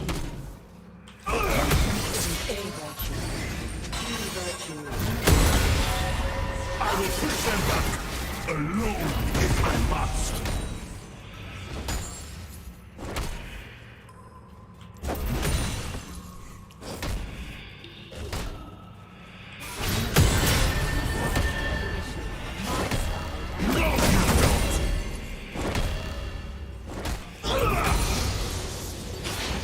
Here I make my truth.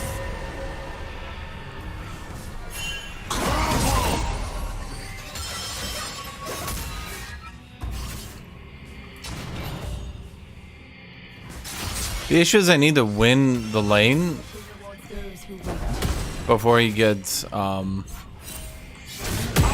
Divine Sunder, or the game just kind of awkwardly ends for me.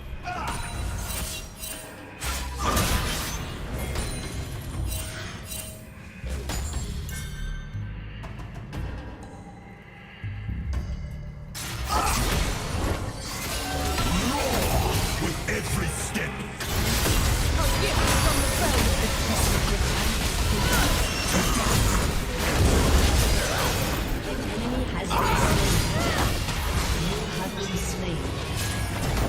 When one hunt ends, another begins.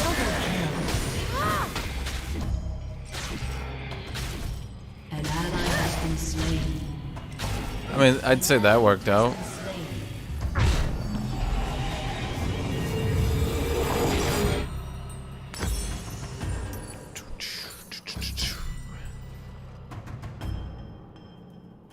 Like my intestines, break me, and I return An stronger. ally has been slain.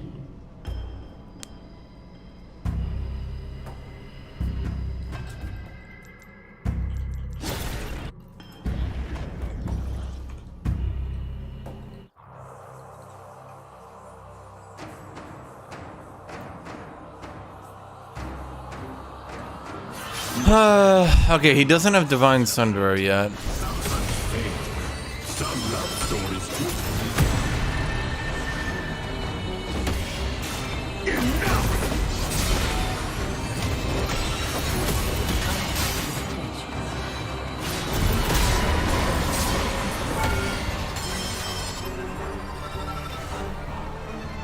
Come and get it.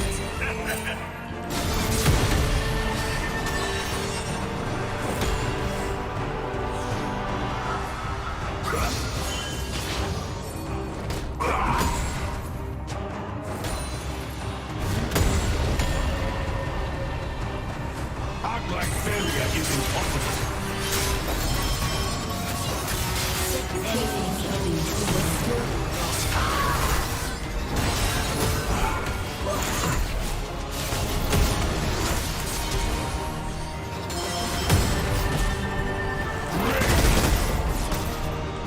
What do you fight for?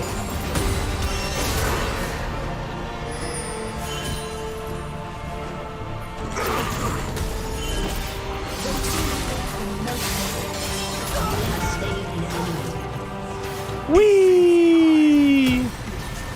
True! True, I am built different. Not better, though. But yeah, it's different.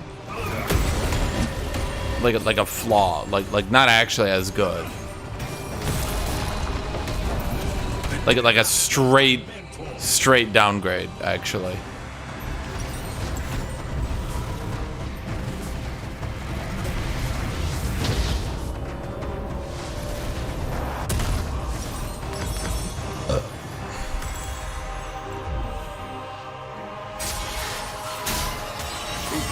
If Tope were here, he'd point out all my mistakes.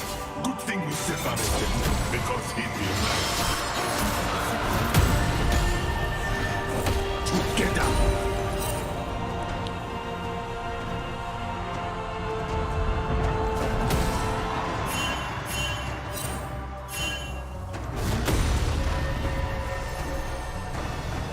Those who don't respect me will learn today.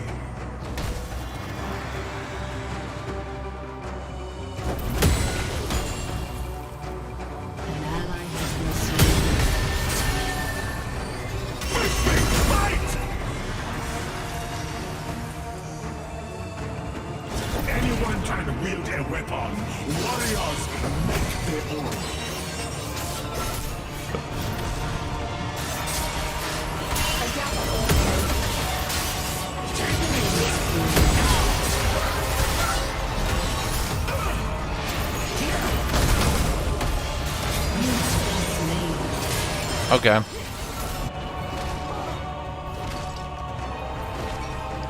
You know, my favorite part about this game is if a jungle spam ganks top, people generally go, yeah, the game's fucked. Like, their bot lane win, game's over. Their jungler spends the entire fucking game top doing literally nothing but top-to-top rotations. I mean, I got the one gank, so I guess we're good, right? Those who wish me dead, keep wishing.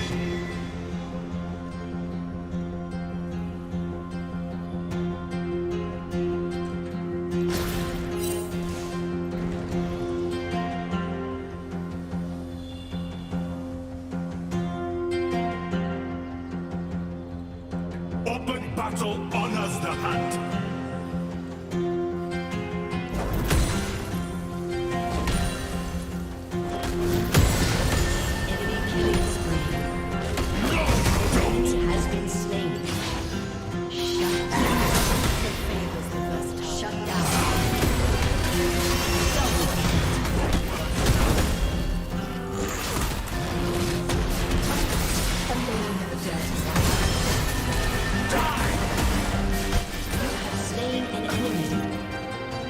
Pew pew!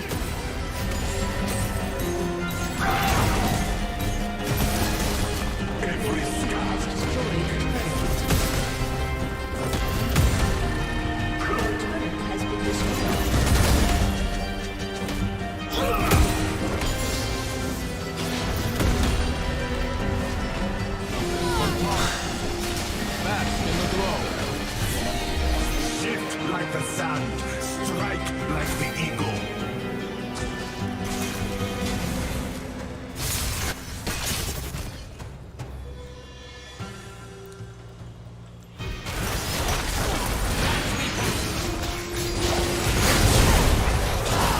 Ally has been slain.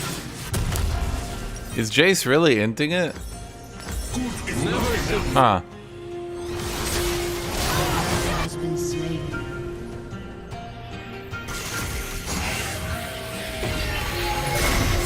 Why?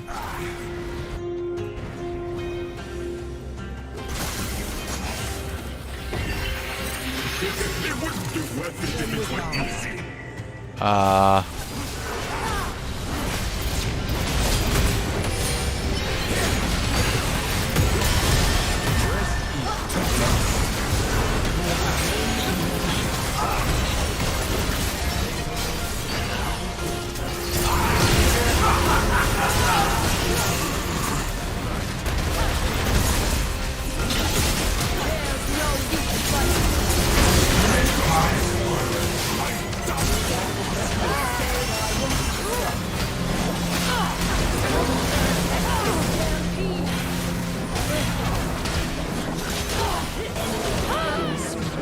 You can't outrun the hate.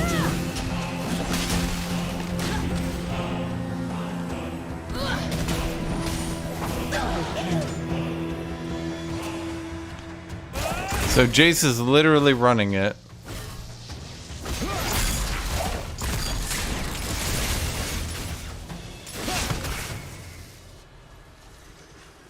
Why didn't they? Interesting. So long as I am here, we can win. Has been slain.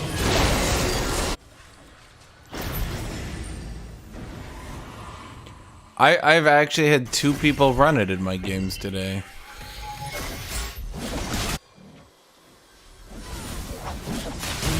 Dragons, even here, the heart never dies.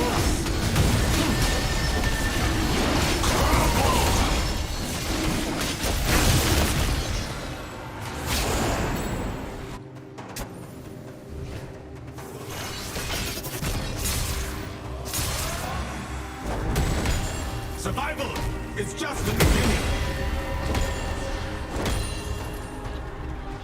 Someone said he was bad, so he ran it down to show them that he's not bad. I'm not sure the logic follows, if I'm gonna be honest with you.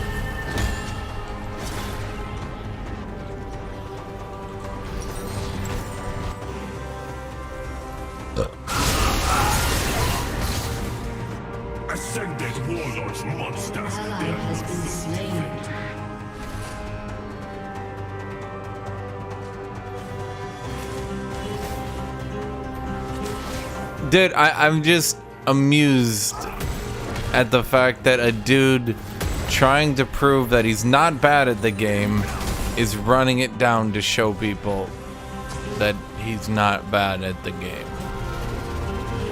Which doesn't exactly track, but okay. Do.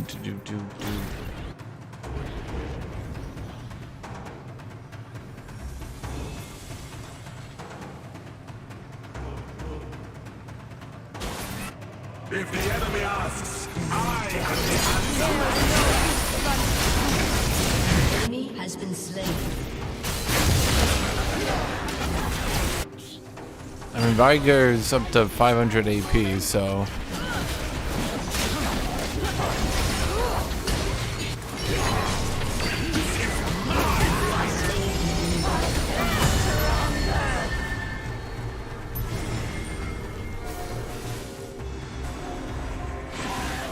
Dude, I feel like Riot is kind of obsessive over making infinite stacking champions for the low ranks. It's amusing because they didn't add... Did they add any in like 13 years?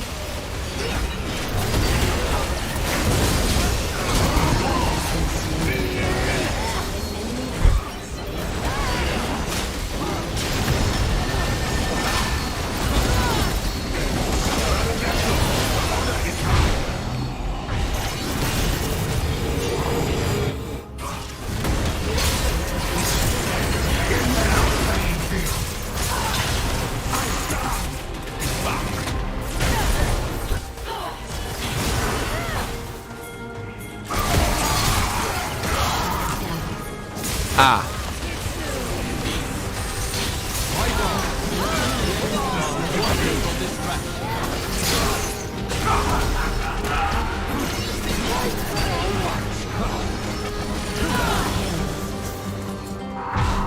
It's up to 640 AP.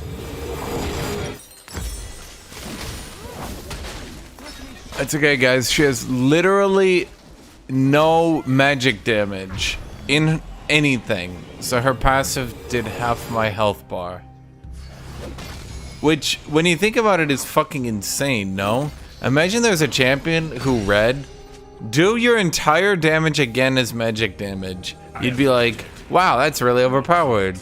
But Kaisa just has that in her kit now. Like when people talk about damage creep, that's damage creep. Stand strong. Corki replaces his damage with magic damage. Kaisa just gets literally as much magic damage as she does physical.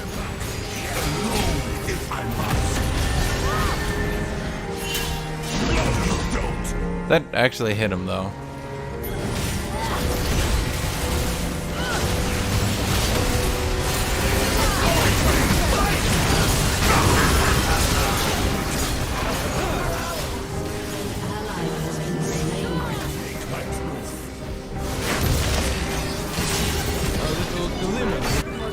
Has been destroyed.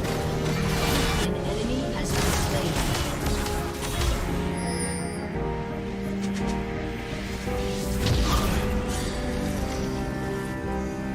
Wait, is that skin actually revealing where it is by having little particle effects appear in the air? It literally is. Wait, that's actually really fucking funny.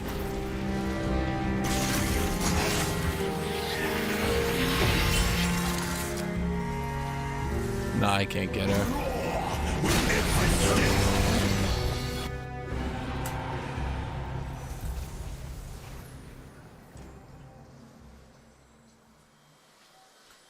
No, what I'm saying is Kaisa's passive currently does so much fucking magic damage that it does her entire kit's damage again. Because it just adds so much damage. It's literally mimicking, like literally the entire damage of the rest of her kit is equal to the magic damage from her passive. That's it. Literally just only her passive. So what I'm saying is Corki's kit becomes magic from his passive, right? But his passive doesn't like say, do your damage again as magic. It just converts his damage to magic. So I'm just saying, like, when you really look at the amount of power creep in this game,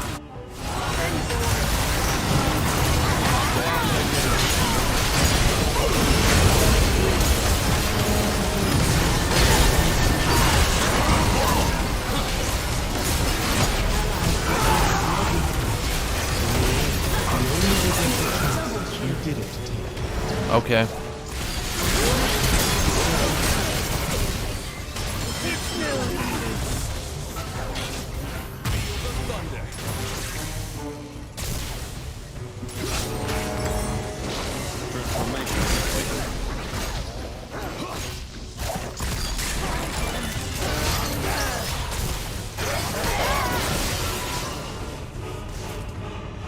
All he needs to do is cast one spell. He's up to 747 AP.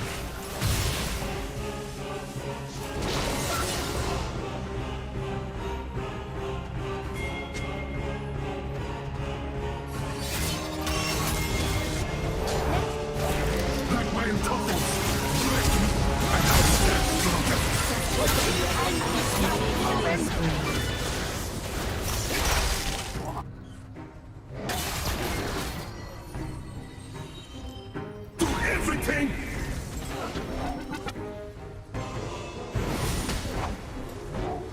You won't last!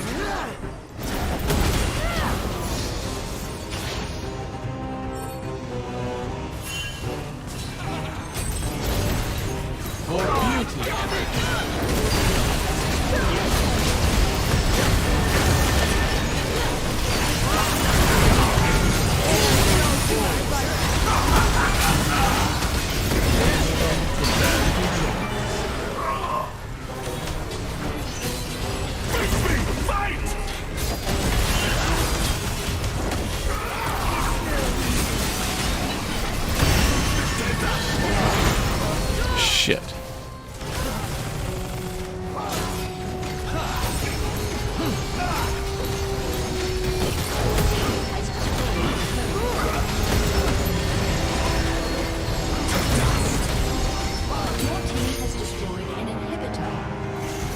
Those who don't respect me will learn today. Viger being an artillery mage was an interesting idea from Riot. It was an interesting idea. I don't know if it was a good idea, but like when I think about it, I think, okay, that's interesting.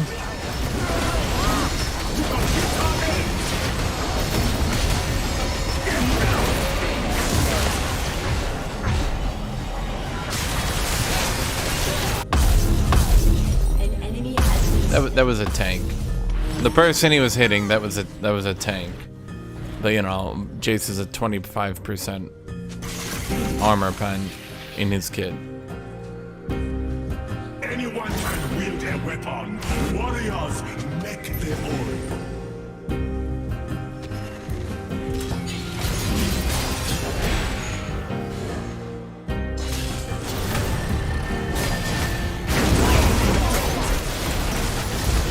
Wait, it actually does work like that. That's actually really funny.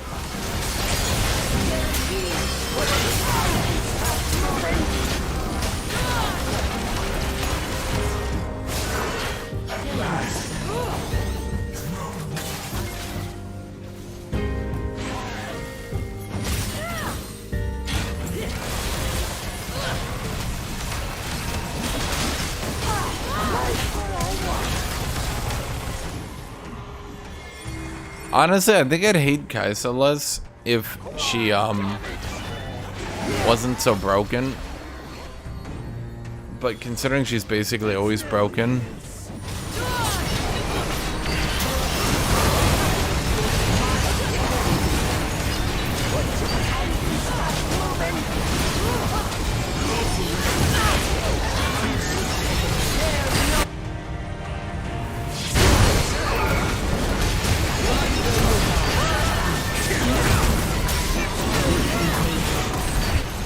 Oh, that time it didn't work though.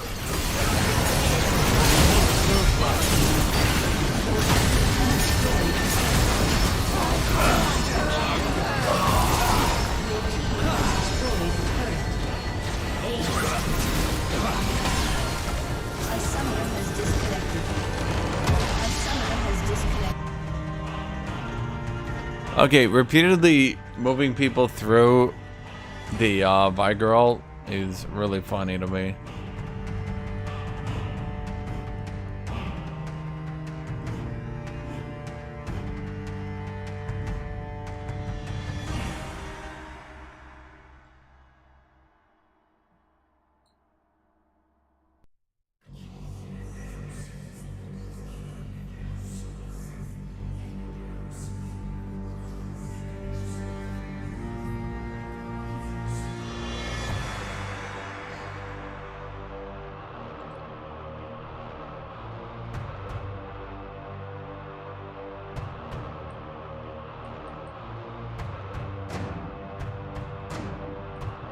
Oh, right, I forgot to report Jays.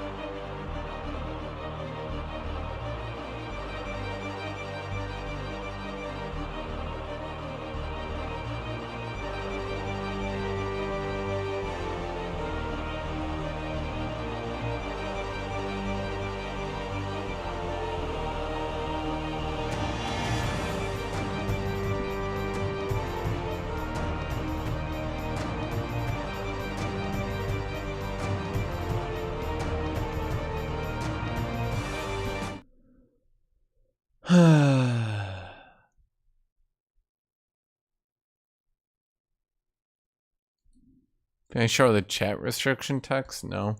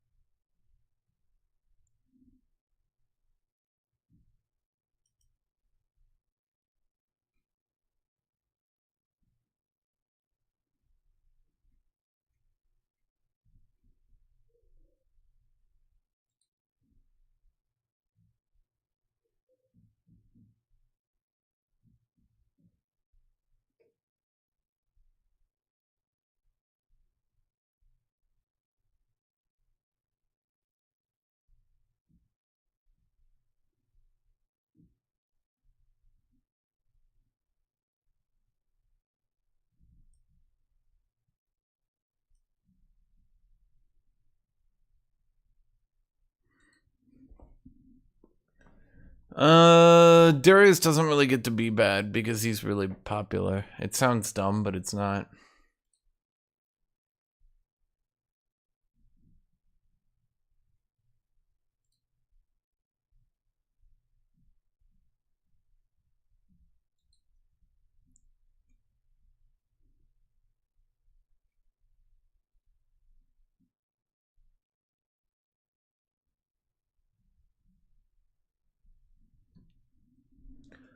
Wait, we have a last pick. Give me that.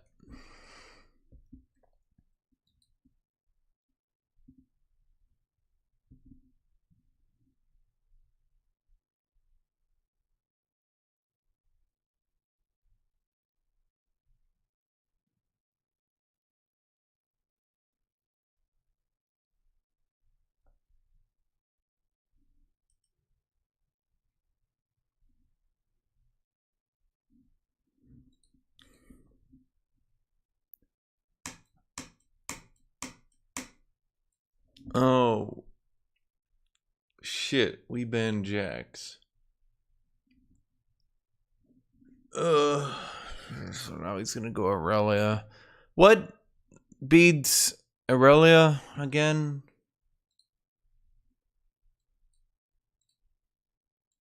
Does she actually lose to Malphite, or does she, like...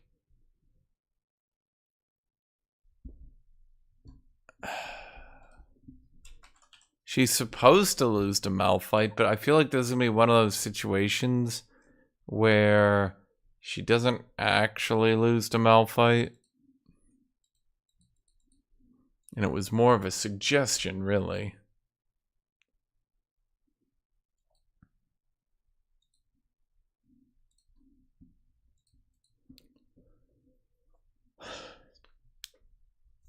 Olaf can bully her really hard.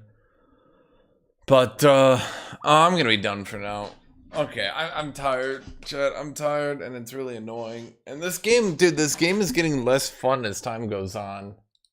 It really is. Like, top laners are just slowly giving up on life and not giving a fuck anymore. And it's just getting so old, man. It really is. Like, Jesus Christ, dude. I'm fighting so many top laners who just don't give a fuck anymore. It's like top lane as a lane is just slowly giving less and less of a fuck. Like every day I decide to play League, and every day I queue up, and every day I play, it's like more and more and more people just stop giving a fuck about top lane. Like, I'm fighting so much Malphite, I'm fighting so much just dumb shit. Like, in a week, if they don't patch soon, I feel like it's just gonna be like people are just gonna be playing like Janna top again. Anyway, I'm gonna be done for now. We'll be back tomorrow. I don't know, man. Like losing the bot lane coin flip like 10.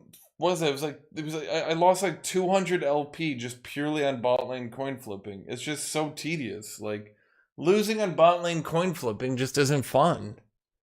But the problem is that, like, as a top laner, there's so little you can do to try to win the game, you know? Yeah.